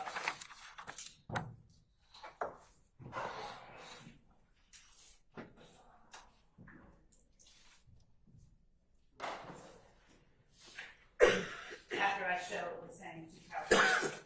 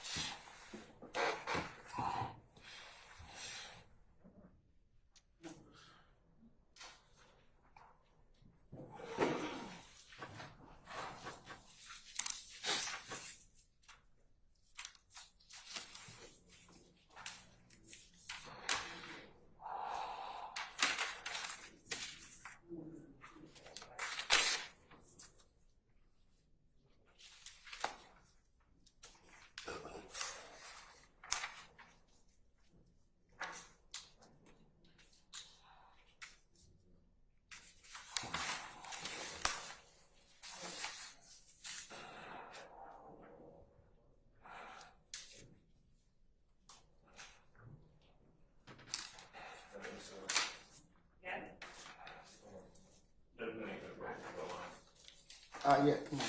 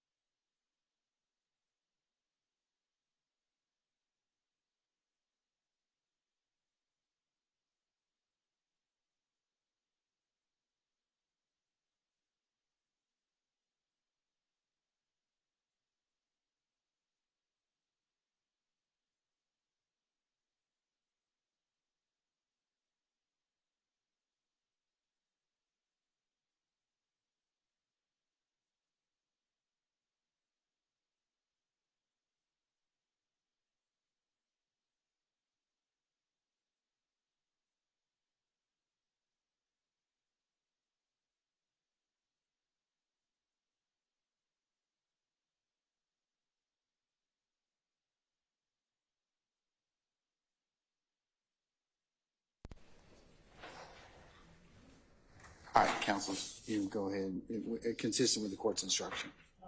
All right. Just ask that. Yes, question, yeah, inquiry? Inquiry, yes.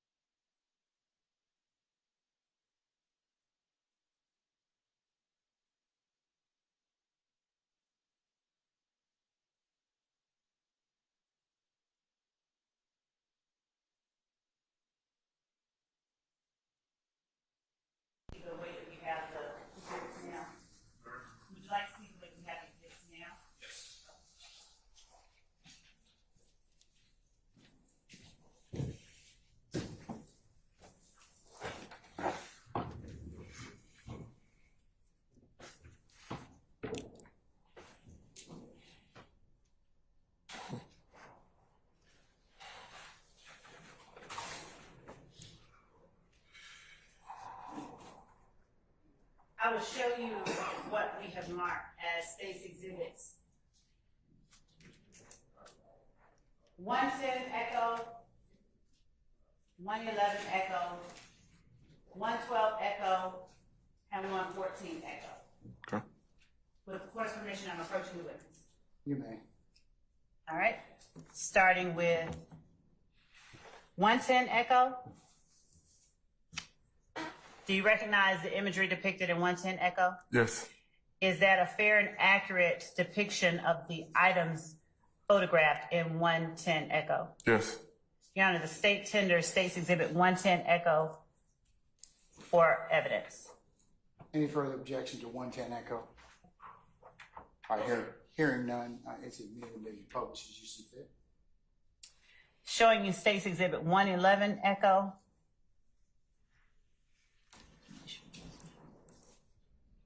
Do you recognize State's Exhibit 111 Echo? Yes. Is State's Exhibit 111 Echo about a 1-minute video clip? Yes. Is that a fair and accurate depiction of the items contained in the video clip that you captured in relation to the race investigation? Yes. State tender State's Exhibit 111 Echo. Any objection to 111 Echo? No, sir. All right, 111 Echo is admitted and may be published as you see fit.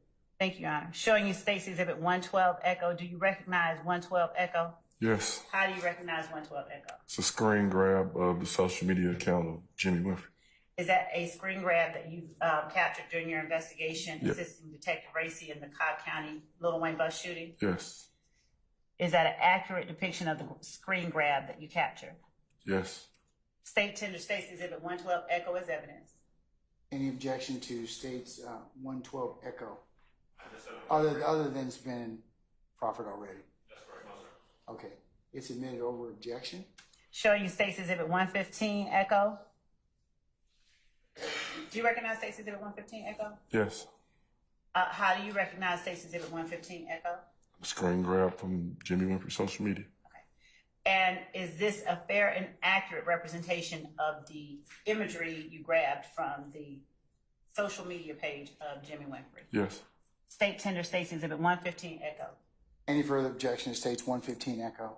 Just previous objection. All right, it's admitted over objection with redaction. All right, it may be published as you see fit. Thank you.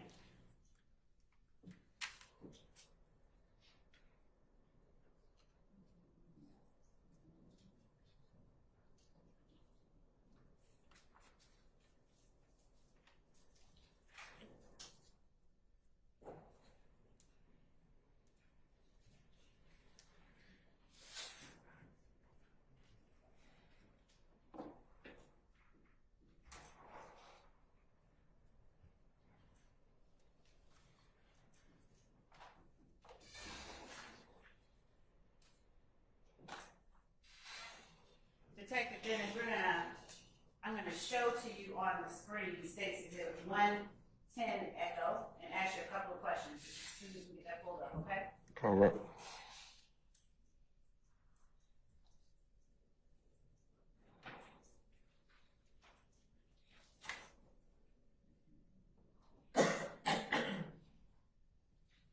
Now, looking at, I'll just hand you a packet. Looking at State's Exhibit 110 Echo, would you tell the jury what it is that is depicted in State's Exhibit 110 Echo? It's a screen grab of the surveillance footage from the Vault studio. Now, you and who else went to obtain that surveillance footage? Detective Gaither. And was that, did you testify that that was after April the 28th of 2015? Yes.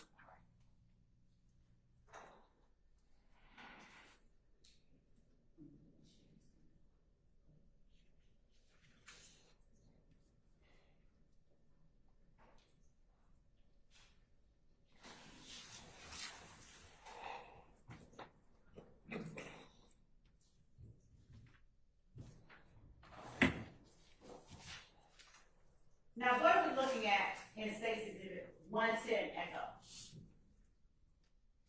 That's on the screen now. We're looking at the screen grab of the surveillance footage from the Vault studio.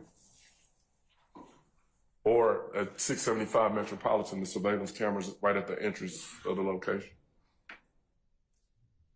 Did you all have to do any legwork to find a location with surveillance footage?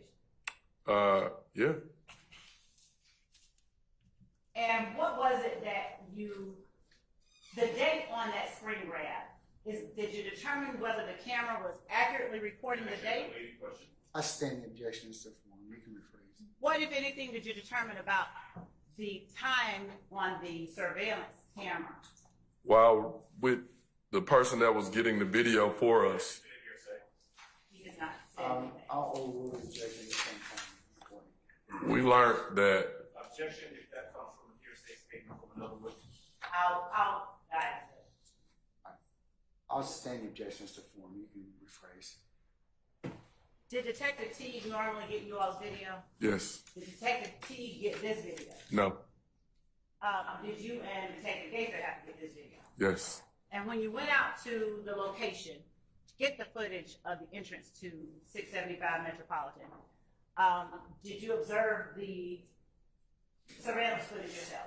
yes, Did you make any determinations about the date or time stamp on the surveillance system as you were watching it? yes. Overrule, sir. What did you determine as you were watching it? The timestamp was off. How much? Do you remember how much? I it was don't. off by? I don't. Okay.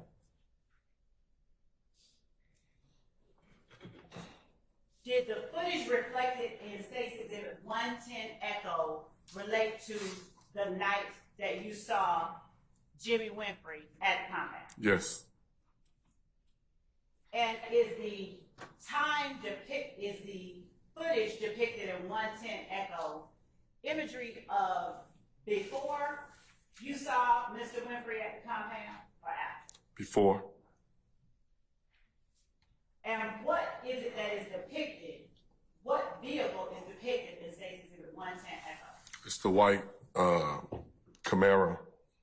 What white Camaro? Jimmy Winfrey's white Camaro. Is this the same one you saw him in on the night of April 25th? leading Yes. into April 26th, right? Yes. Showing you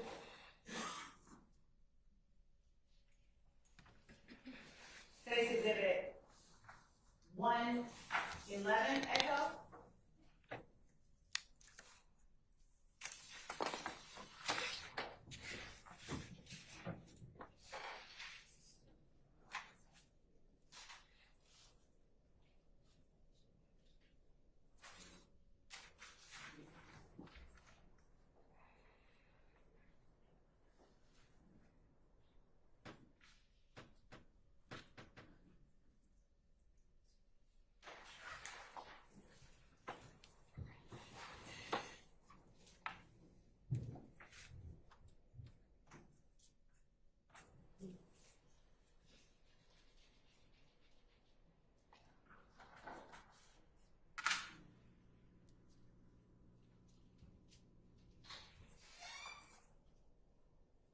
Is 111 Echo the surveillance footage that you were able to obtain of the area outside 675 Metropolitan Parkway prior to seeing Mr. Moore? Yes. Now, can you explain to the jury the setup that we're looking at in 111 Echo? This is the entrance to 675 of the picture that I showed, that I drew earlier. If you look, it's a ramp that comes up to the property. You can go and keep around and go back where the vault was, or you can go back around and go back where the TIG studios on the other side was. Can you explain what this item is that I'm using my mouse to circle? Is that a computer screen? Yes. Is that a computer screen containing the surveillance? Yes. Now, why is this a video of a recording on a computer screen? Because we didn't retrieve the surveillance until a time after the incident. This wasn't the same night of the incident. Okay. The footage inside was the night of the incident, but the day you retrieved it was not. Correct. And did you record the surveillance footage with a device of your own? Yes. Now, is that the way that Detective Teague would have done it, or does he do something different? He does. Also speculation. I stand objection. Normally, when you all utilize Detective Teague to get surveillance footage, did Detective Teague copy with a device? I stand objection. How did Detective Teague normally retrieve the video? Objection, also It speculation. does not. It speaks to his personal knowledge and how Detective Teague normally does it for him. It does call for speculation. I'll stand the objection. Have you gotten video footage from Detective Teague before? Yes. Did Detective Teague's footage look like this? A recording of a recording? No. How did Detective Teague's footage look? Detective Teague specializes in abstracting video footage, and that's his assignment. So whenever there's an incident, usually our Homeland Security team goes and retrieves the surveillance footage. And did you or Detective Gaither specialize in extracting surveillance? No. All right, as we play States 111 Echo, would you explain what is happening that is of significance to your investigation and States Exhibit 111 Echo as we play it?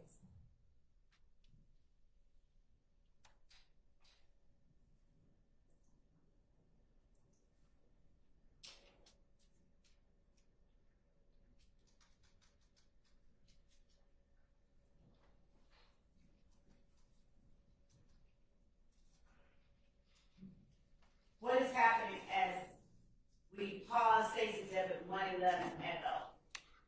A car Approximately 25 seconds in. a car is leaving the vault or leaving the studio or leaving 675 Metropolitan.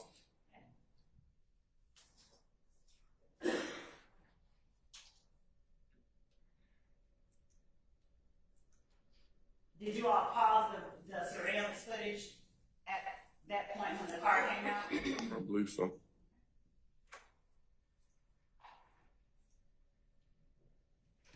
All right, and what is happening now?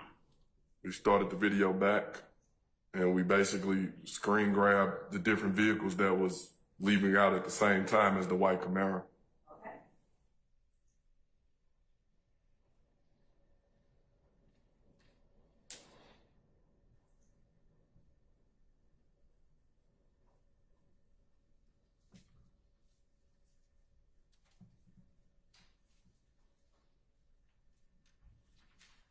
What vehicles, if you can recall, was it that left out at the same time as white Camaro? Do you remember? If you want to go back, I know that's a Charger. Do you recall who was driving the vehicles that you saw as you sit there today? No. Okay. Now, once you gathered this information, the video footage, what did you do with it? Shared it with Detective Rice. I'm going to show you now States Exhibit 112 Echo. What is States Exhibit 112 Echo? This is a screen grab of Jimmy Winfrey's social media with a picture of the white Camaro.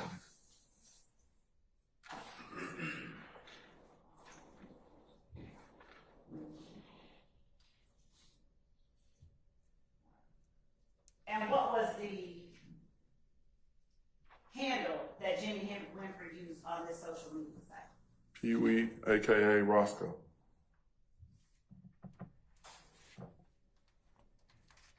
During the time that you were aiding in Detective Racy's investigation,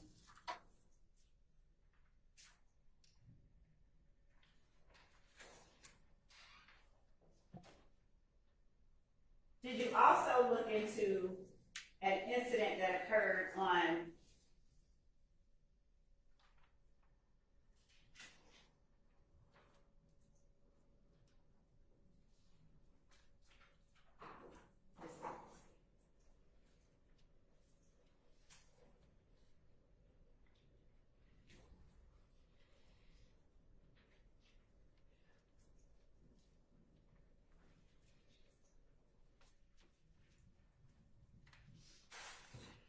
Did you also look into an alleged terroristic threats that had been committed by, Objection to the leading question.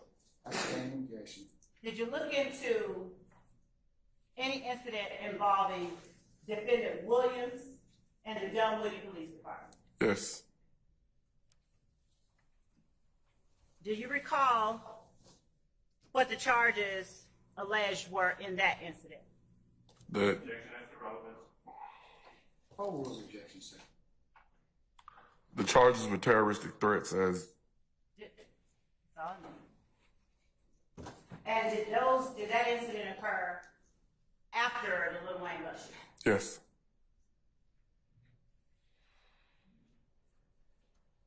Are you aware of Free Roscoe paraphernalia being worn in footage from that incident? I'm not aware of that. During your investigation, did you personally ever encounter or learn of Free Roscoe paraphernalia? I would see that hashtag sometime. Did that hashtag appear after Jimmy Winfrey had been charged with the shooting of the Lil Wayne bus? Yes.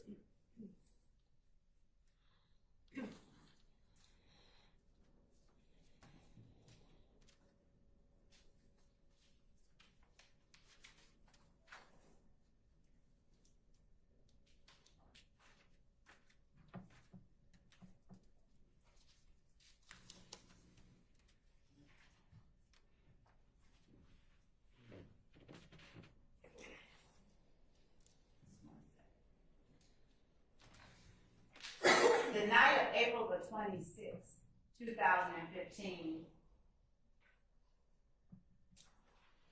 other than the guns that you have already mentioned, did you locate any guns on anybody else in that crowd? No.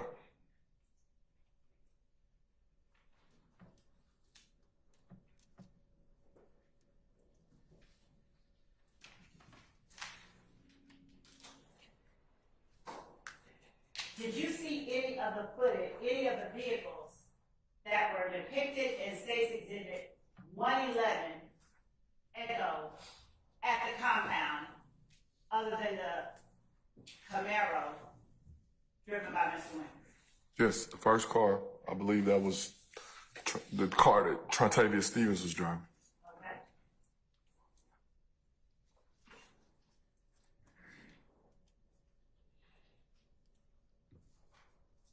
What other vehicles did you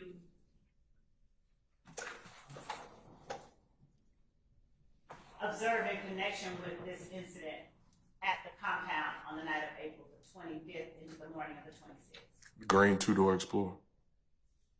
And who did that green two-door Explorer belong to? Jeffery Williams' sister. Is that the place or the one that the gun was placed on? Yes, ma'am. By Mr. Murphy? And did you see Mr. Murphy in the company or presence of defendant Williams' two sisters? Yes, before he placed the gun on the tire. Who was it that was asking you why you were pointing a gun at Mr. Murphy? The sister.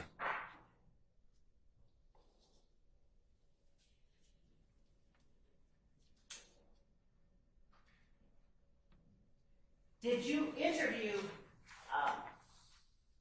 persons in relation to the Lil Wayne bus shooting that were connected with YSL? Yes. Do you recall who you interviewed without saying what they said? Walter Murphy, Quindarius Zachary, Okay, Kenneth Copeland. okay.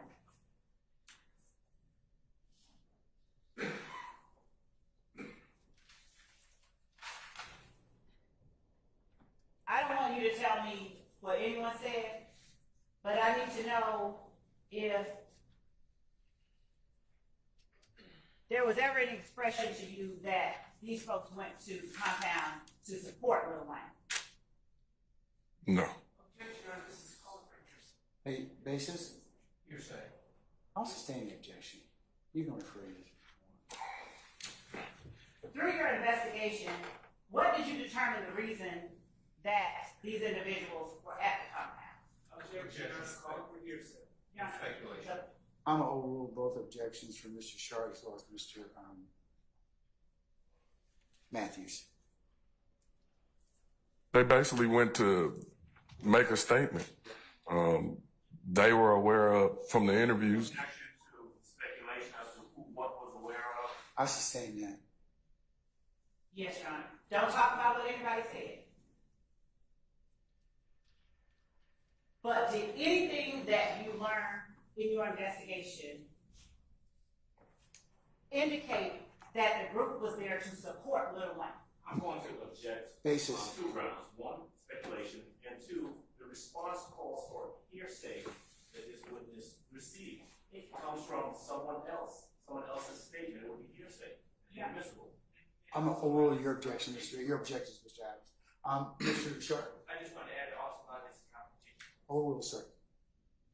You Did- can answer the question. Did anything that you learned in your investigation indicate that the people connected with YSL I'm were going to object to there? that leading question. I sustain the objection. Did anything you learned in your investigation give you any indication that the group you discussed were there to support Lil Wayne? Is the objection. Your Honor, the court overruled it. No, I sustain his objection. That's the leading. Okay. Based on your investigation, was the group there to support Lil Wayne or something different? something different.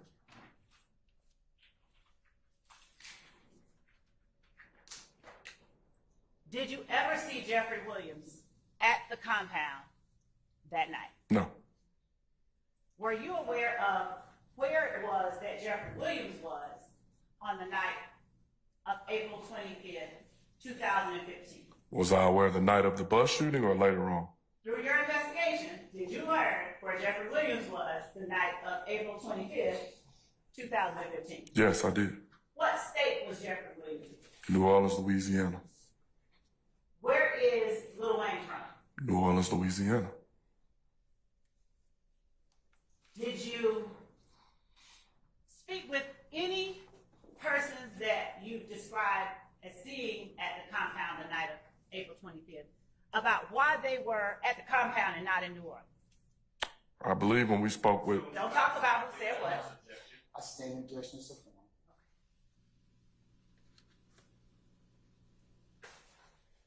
Did anyone or any part of your investigation reveal why the people at the compound were not in Louisiana with Jeffery Williams? no, Yes or no? no,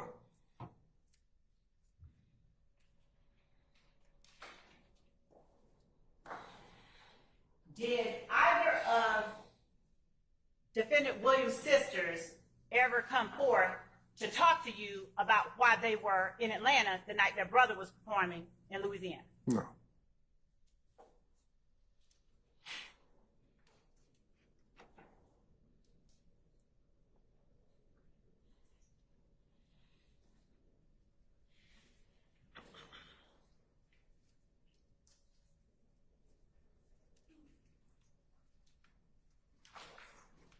Do you know or did you learn through your investigation what it was that defendant Williams was doing in New Orleans, Louisiana on that night? Performing. And do you know, based on your investigation, how he was received? Objection, also speculation. I sustain the objection. Without saying how, did any part of your investigation reveal to you the reception of Jeffery Williams in New Orleans? It's the same question. Well, hold on. All right, you had an objection from Mr. Adams, objection from Mr. Matthews, and I believe an objection from Mr. Sharp. All right, who's the third person objecting? All right. Well, I'm going to speak for myself.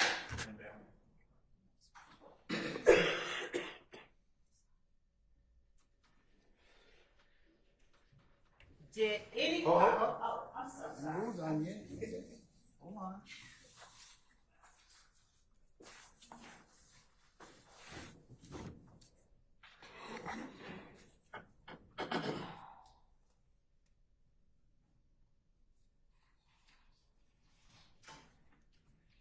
Ms. Weaver, can you repeat the question? Yes. And based on your investigation, he was received, without saying how, to any part of your investigation, revealed to you the reception of Jeffery Williams.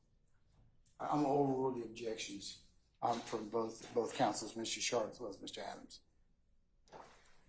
So Detective Dennis, without saying how, did any part of your investigation reveal the reception of Jeffery Williams while he was performing in Louisiana on the night of April 25th, 2000?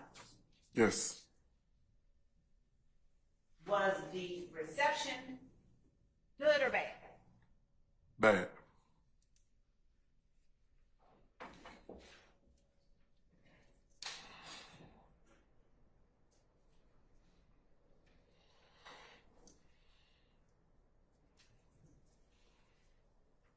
During the time that you were aiding Detective Racy in the Little Wayne bus shooting investigation, do you recall other steps that you took to aid in the investigation beyond gathering the footage from the night Yes. the shooting occurred?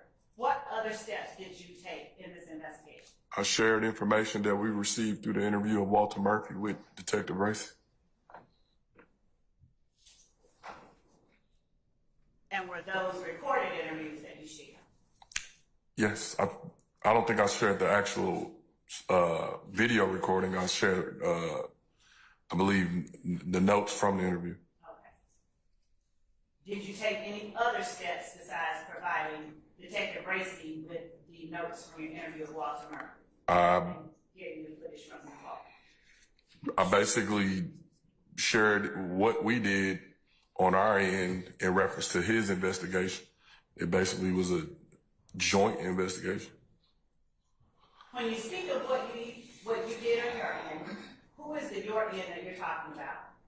What do you mean when you say? When you say what we did on our end, Myself and Detective Gaither.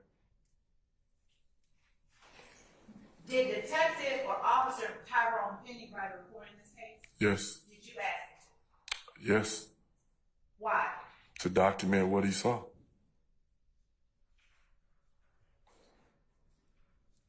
Did you read his report? I did. And did his report reflect what your recollection of events was? It did.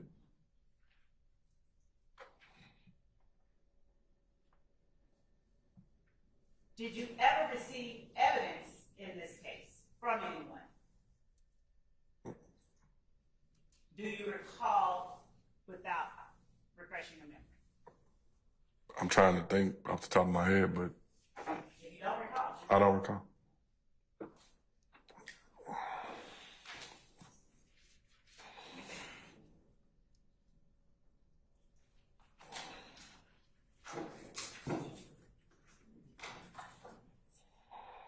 do you recall handling a projectile Yes. from this case? Yes. Who gave the projectile to you? The bus driver. Would that have been, which bus driver do you remember? The bus driver of the bus that Lil Wayne was riding on reached out in reference to recovering a projectile from his bus. Was that Mr. Alvin Lewis? Yes. And when Mr. Alvin Lewis reached out and did he provide you that projectile? Yes. And what did you do with that projectile? I believe I either passed it to Racy.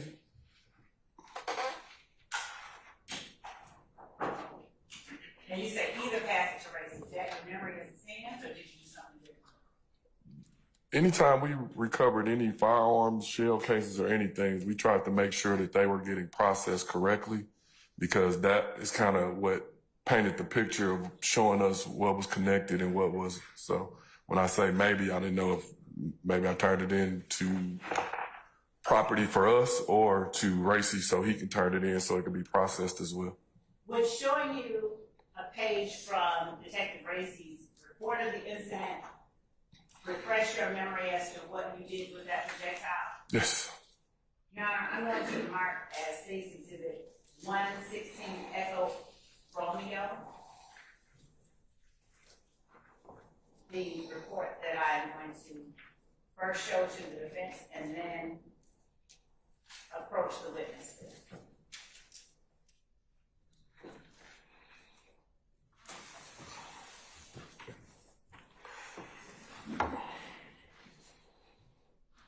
And for the record, this would be page 49 of the document previously provided to the defense.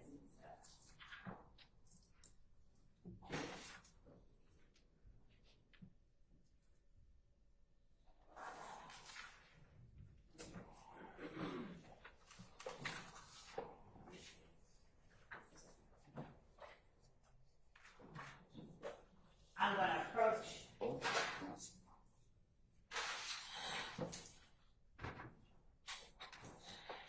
All right, now,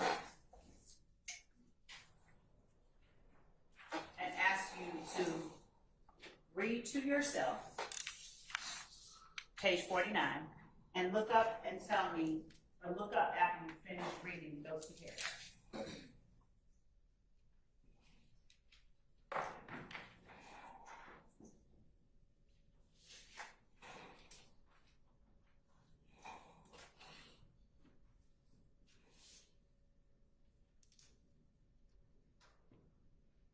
Is your memory refreshed as to what you did with the projectile? Yes.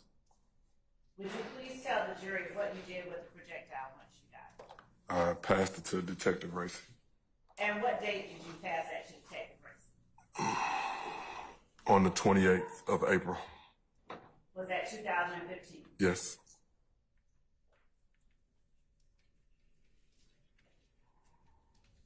Apart from obtaining the footage from the vault, providing to Detective Racy notes from your interview with Mr. Murphy, and providing him the projectile, did you do anything else in connection with this investigation into the Little White Bus shooting?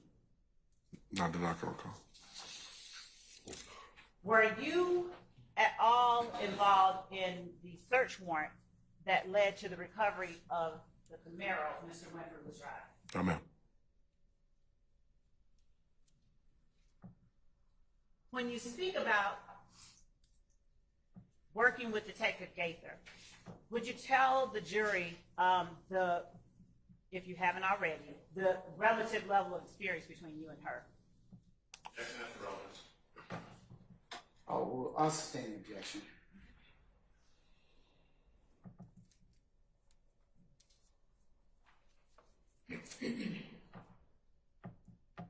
Did you learn information that assisted you in your investigation from Detective Gaither? Yes.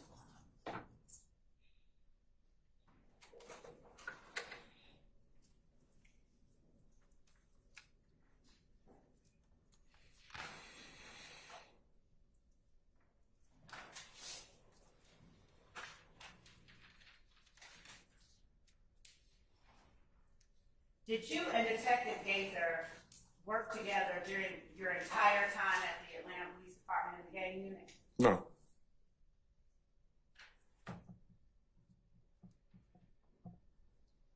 At what point did you all first stop working together? She got promoted to sergeant. And was that sergeant over zone 1? Yes. Do you know whether or not the gang unit still had access to her files when she was promoted to sergeant in zone 1? Yes. Where were those files located when she was promoted to sergeant in zone 1? We have a storage room with our files. And after a case is adjudicated or we move on to another case, we are required to store them in that room.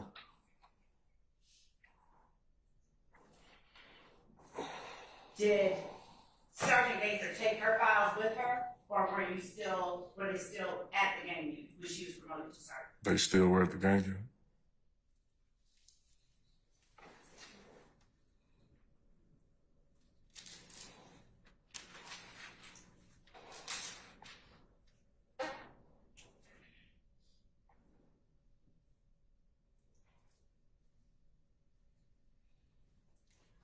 When you and Detective Gaither worked together on a case, did both of you maintain a file of the case?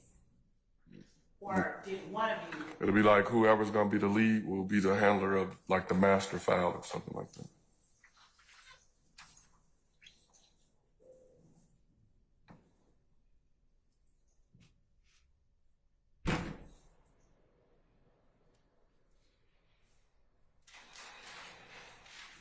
In the Dexter Montgomery shooting investigation, who was it that took the lead in that case? Gaither did.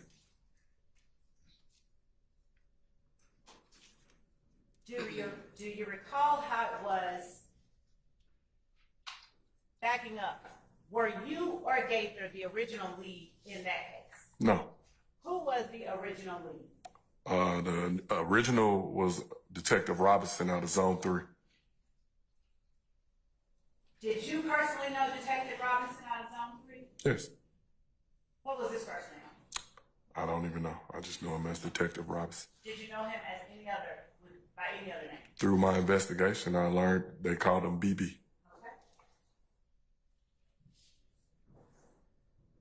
Did you hear people refer to him as BB? Not in Atlanta Police Department, no.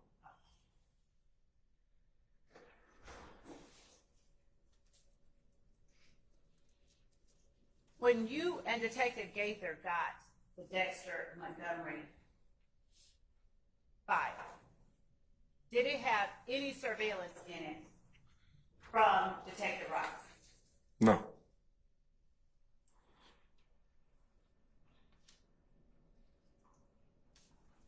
Who between you and Detective Gaither would have been responsible for putting surveillance footage from the Dexter Montgomery shooting into the file? She did.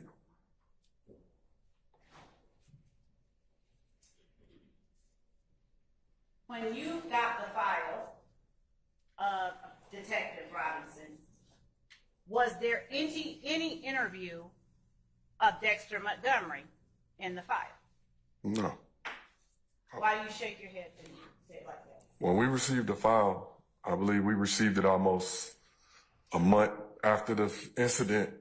I believe we received 3 or 4 pieces of paper. And immediately me and Gaither looked at each other and we took the file and we stapled it shut because we wanted to conduct our own interview our way and we didn't want anything to do with that. Had there been any charges or warrants taken out at the time you all got the file? Yes. What warrants existed at the time you all got the file? Kelvin Treadwell, aka OG Bentley, was charged with obstruction, I believe, for not telling Detective Robinson who. Okay, don't say why. Just tell what warrants had been taken out. Obstruction. And at the time you and Detective Gaither were given the file, was there any active investigation going on? No. Were you and Detective Gaither able to locate the victim, Dexter Montgomery, in a relatively quick fashion? Yes. Without saying anything about anybody, what anyone said to you, do you have any idea why it was that Detective Robinson didn't have an interview of Dexter Montgomery? No clue.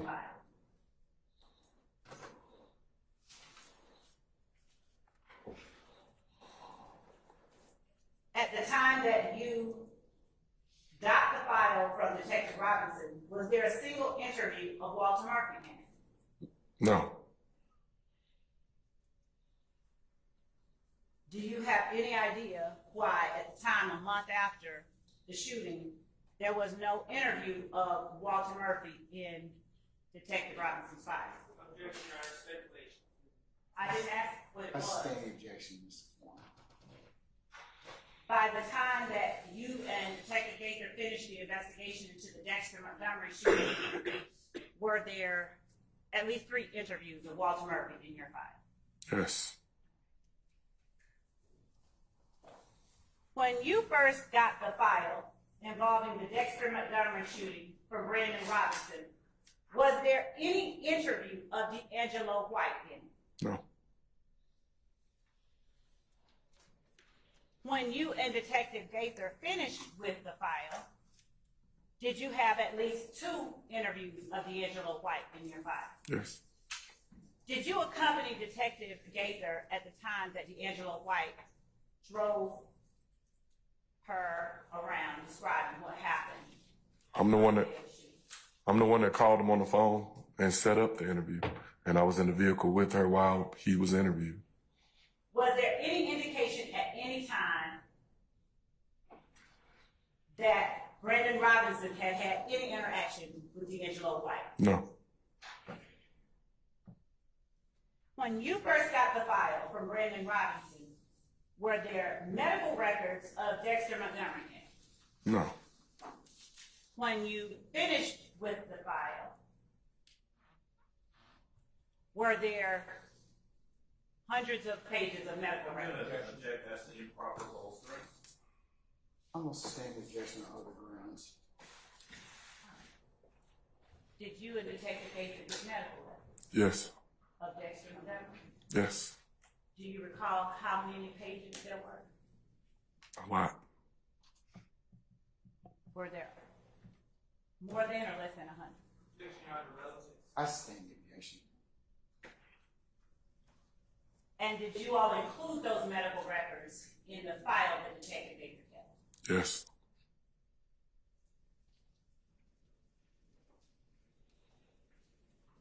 When you first got the file from Detective Robinson, was there any footage whatsoever of surveillance cameras from the Citgo? No. on the night? No. When you all finished with the file, had you obtained multiple angles of surveillance footage? Your Honor, all of that's answered. I'm gonna overrule the objection, Mr. Sheriff. You may answer. Can you repeat the question? During your investigation of Dexter Montgomery's shooting, did you and Detective Gaither obtain multiple angles of surveillance footage from the Citgo? Yes. Did you include that in your file? Yes.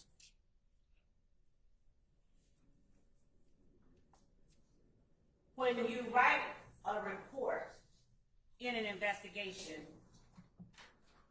is the report a summary of what you've done? When it's a supplement to the original report. And so, for example, if somebody was shot, it would be the initial report of when they were shot. And then as an investigator, you basically try to illustrate the steps that you took in your investigation.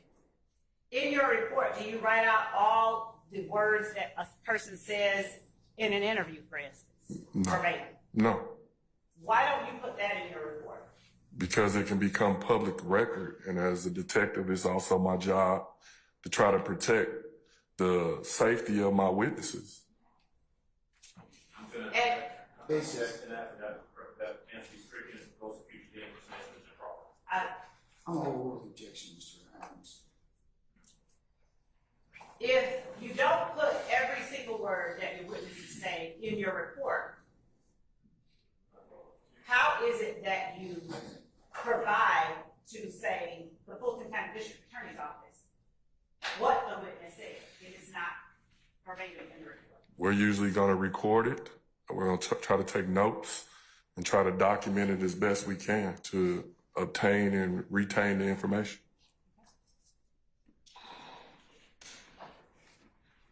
Just one moment.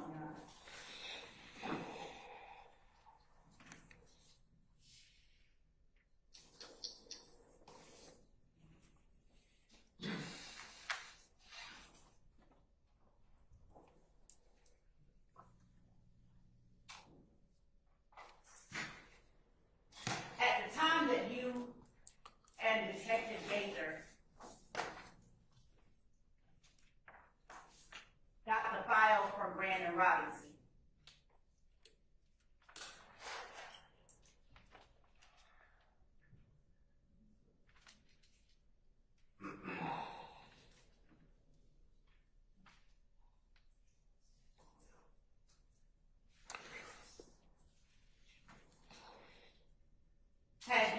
already had in your file a lineup shown to D'Angelo White. Say that again? At the time that you and Detective Gaither got the file from Brandon Robinson, or that he had started, was there any photograph or any image that had been shown to D'Angelo White? No. Your Honor, I'm going to object to any further questioning. It goes to items that we're entitled to, we do not have. That's not an objection, sir. So, Well, then I'd like to approach it and before any additional questions are asked. okay.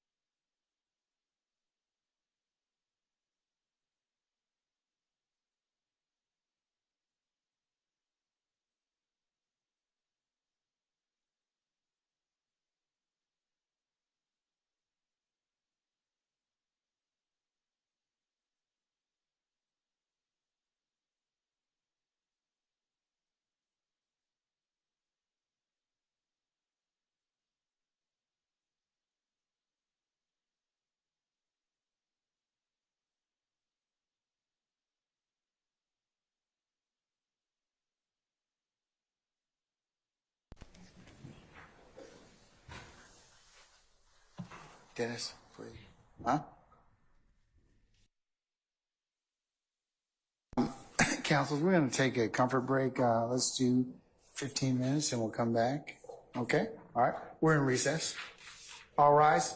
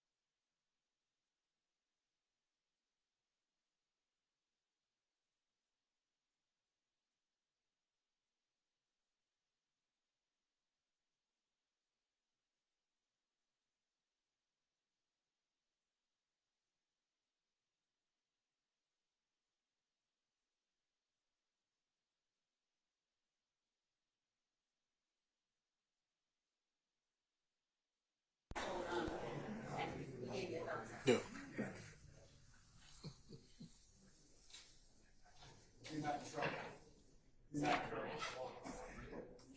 sorry.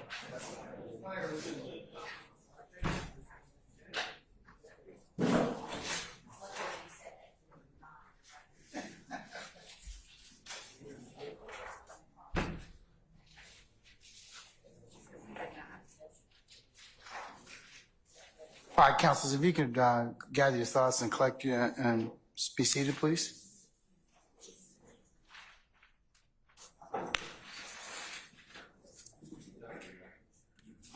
Just can I have a moment to throw the prosecutor real quick in regards to Yes, sir.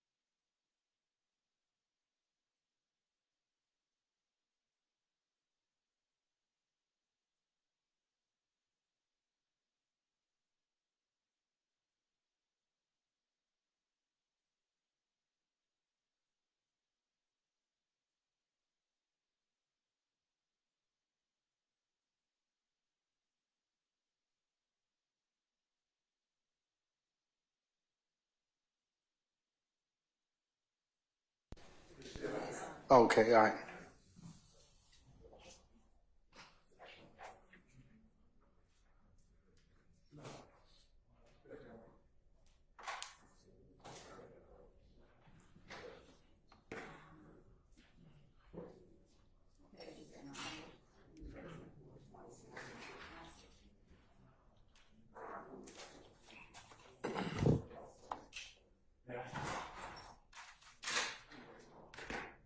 Yes, sir. Everybody. Starting with everybody present? Yes, sir. Yeah. All right. It's nothing to do with anything. Fix your tie, bro. Just keep it- This case has nothing to do with you.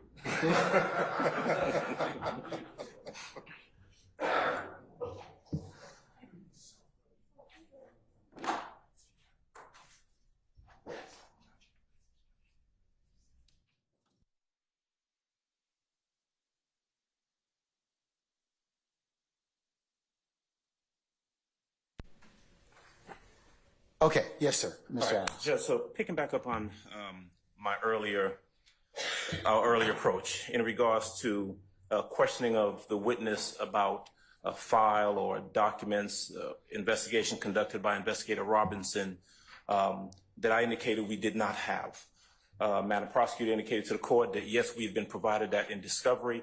That's not the case. I've had an opportunity to pull back up what we received from the state, which is they said was a 4-page report. What I've got is a 9-page report from Officer Robinson that makes reference to Officer Robinson conducting video recorded interviews that his report says he has, audio recorded interviews of different witnesses involved in a Dex Montgomery case that he says, according to his report. He being who? I'm sorry. Officer Robinson. That he says, I conducted these interviews. They are available upon request. We've received none of those.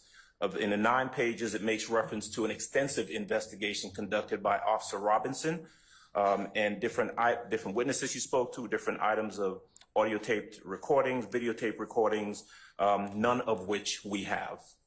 And so the representation that was made to you earlier, unless they can show me somewhere in the discovery where we've looked, I don't see it. I don't believe we have that. Okay, what are you asking me to do, Mr. Adams? Because at the end of the day, what is it you're seeking from the court? Well, 2 things. I'm asking them to turn over the discovery that we are entitled to. They're questioning the witness on the stand right now about it. And in fact, we're getting some misrepresentation on the stand about there's no investigation that had been done. Gaither and Dennis had to come behind and do all the things that Investigator Robinson did not do, that according to his report, he did in fact do, but we don't have those items. Your Honor, may I respond? Yes. Your Honor, Mr. Adams is not being entirely candid in terms of what we have just asked about. So, Mr. Adams. Let's not say he's not being totally candid. Let's just say we have a disagreement at this point in time, because nobody intentionally wants to violate 3.3 of the Georgia Rules of Professional Responsibility, you nor any of your colleagues. So let's just say that we differ. We differ. Okay. We differ. All right. Your Honor, Mr. Adams referenced items that were not asked about of this witness at the time that I was questioning Detective Dennis on direct. I asked him whether or not there was a lineup of D'Angelo White. I asked him whether or not inside the file that they received from Detective Robinson, was there surveillance footage, multiple angles of surveillance footage. I asked him, were there interviews of Walter Murphy? Mr. Adams knows that those items he has because we've already introduced them and we have talked about them. Everything that I have asked this witness about, we have introduced as evidence. So when you're asking those questions, the purpose of asking those questions, I from the court's perspective, I assume is that to potentially show what was not in the small report that Detective Robinson yes. That Robinson did that we cannot find at this point in time. No, what I'm doing is showing what all Robinson did not do, that Detectives Gaither and Dennis did do, and that they then provided to the state, which we then provided to the defense. So this is testimony that the jury should be allowed to consider in light of Mr. Sharp's questioning of Detective Gaither and her report. So the point— that's separate. It is separate, but— That's a separate issue. You got her report, that's a separate issue, and then you got Robinson's report, which is a separate issue. Right. So which one are we focusing on at this point in time? Robinson's report or lack thereof? Yes. Okay, all right. So what's the issue for the court at this point in time? So what I have asked, No report? No, there is a report. From Robinson. And Your Honor, we're talking— Okay, and was that turned over to you in discovery? It was. Mr. Adams, was that turned over to you in discovery? Yes, the report was turned over. Okay, Robinson's report. Yes. Okay, all right. So what is there left for me to resolve at this point in time?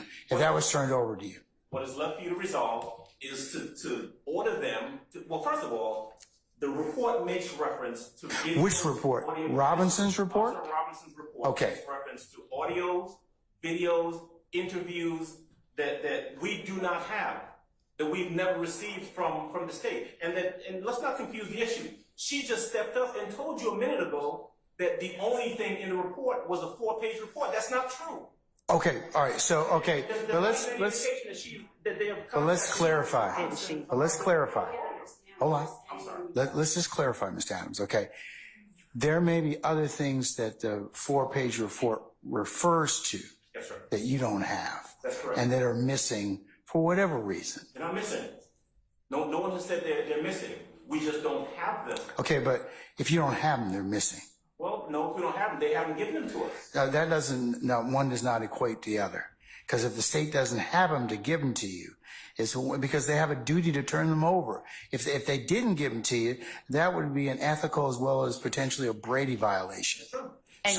So you can't really intimate that on them unless they have it in their possession. They're telling you they don't have it. They've not told me they don't have it. Okay. They haven't given it to us.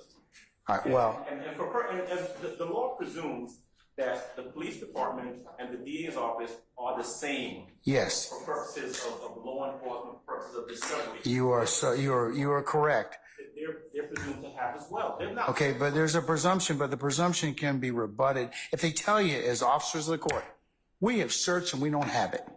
And we have gone through all the steps and we don't have it. Yeah. Because here's the thing, if they have it or we find out they had it, then that's one thing.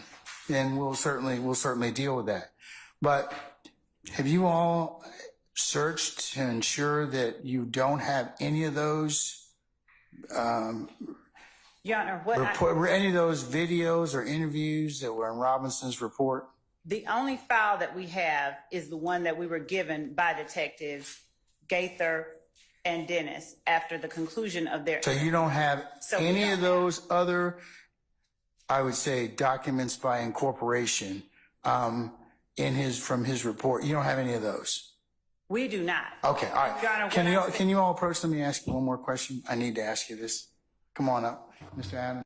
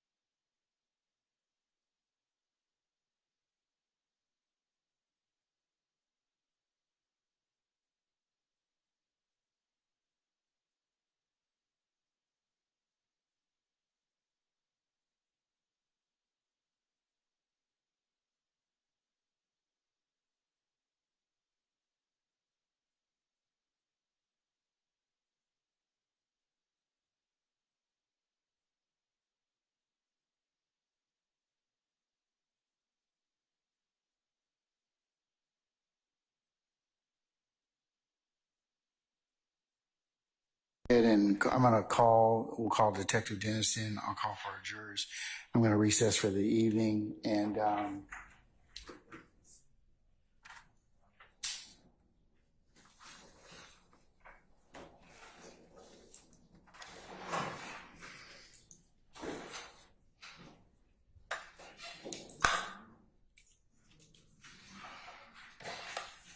we'll reconvene tomorrow for 10 o'clock. So we'll just call everybody in this point in time.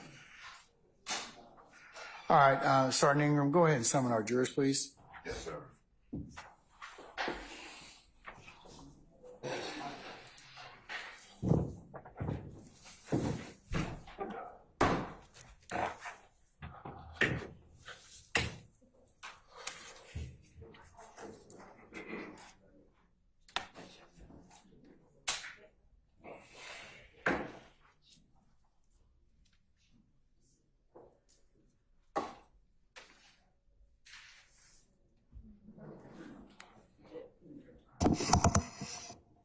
I need that.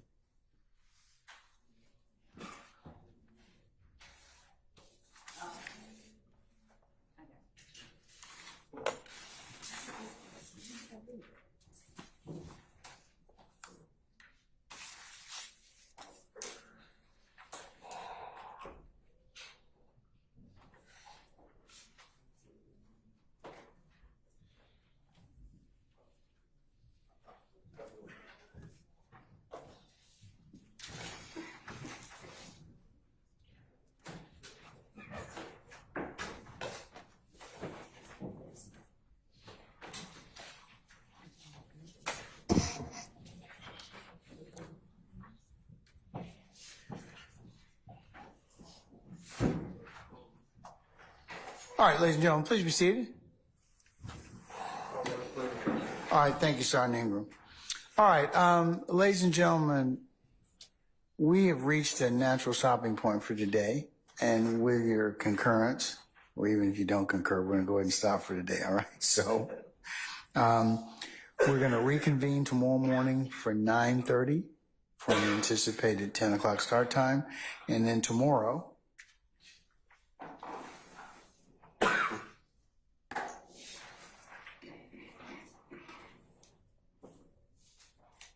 we will be working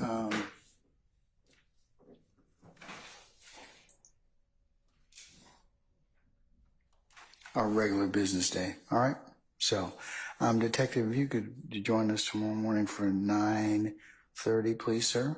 And please don't discuss testimony except the attorneys in this case. Okay. See you in the morning, sir. Well, good evening. All right.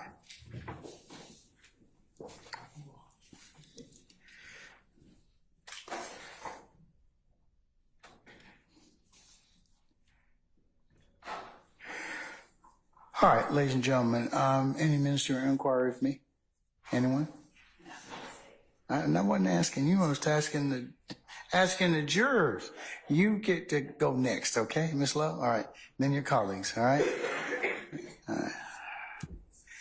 Ladies and gentlemen, the jury, let's clarify, okay? Do you have any inquiry of me at this point in time? Okay, all right. Bad question on my part, okay, all right. All right, ladies and gentlemen, I'm going to then recess you for the evening. Let's go through your customary admonitions before you go home. Please leave your notepads in the basket in the back. As you leave, wherever it is that you go, whatever means of conveyance that you take, don't discuss anything that we may have covered today amongst yourselves in small groups or when you, of course, get home to your wherever you live in our great county. Also, it would be a violation for you to recap or otherwise handicap the testimony. I think I've gone over that a number of times with you. It would be like, for example, if you're sitting back in there talking, you cannot talk about what you've heard or listened to in terms of witnesses. You can't preview testimony. Hey, let's go ahead and start reviewing what such and such said. That would be a violation. Or you cannot comment on witnesses that have been or have testified or are testifying currently. Remember, I have to give you, when this case comes to a conclusion, the weigh-in method and manner of your deliberative process. So you cannot talk about the case at all. Please also, as you are at home this evening or whatever, that you not go to any third-party sites, do any extra research. Remember, the only things you can consider are within the four walls of this courtroom.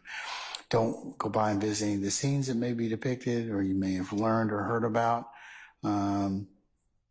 And also, so any third party should try and contact you for reference to what's going on in this particular case, or third parties having conversations with you or attempt to have conversations with you, that you would need to let myself and Sergeant Ingram know immediately. And then lastly, ladies and gentlemen, thank you for your patience that you've given us thus far and will continue to give us on behalf of all that are assembled here. And ladies and gentlemen, unless you have any other inquiry of me, we'll see you tomorrow morning for 9:30. Anything else? Okay, we're in recess then. All right, all rise.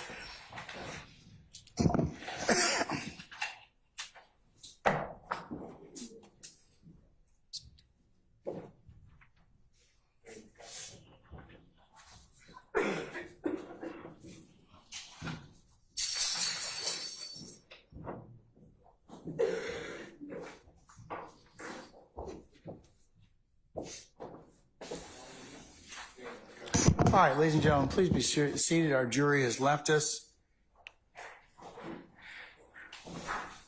Okay, now, counsels, any ministerial inquiry made at this point in time? All right, anyone else? Yes, sir. All right. Okay, all right. All right, counsels, we'll see you tomorrow. We're in recess, okay? All right.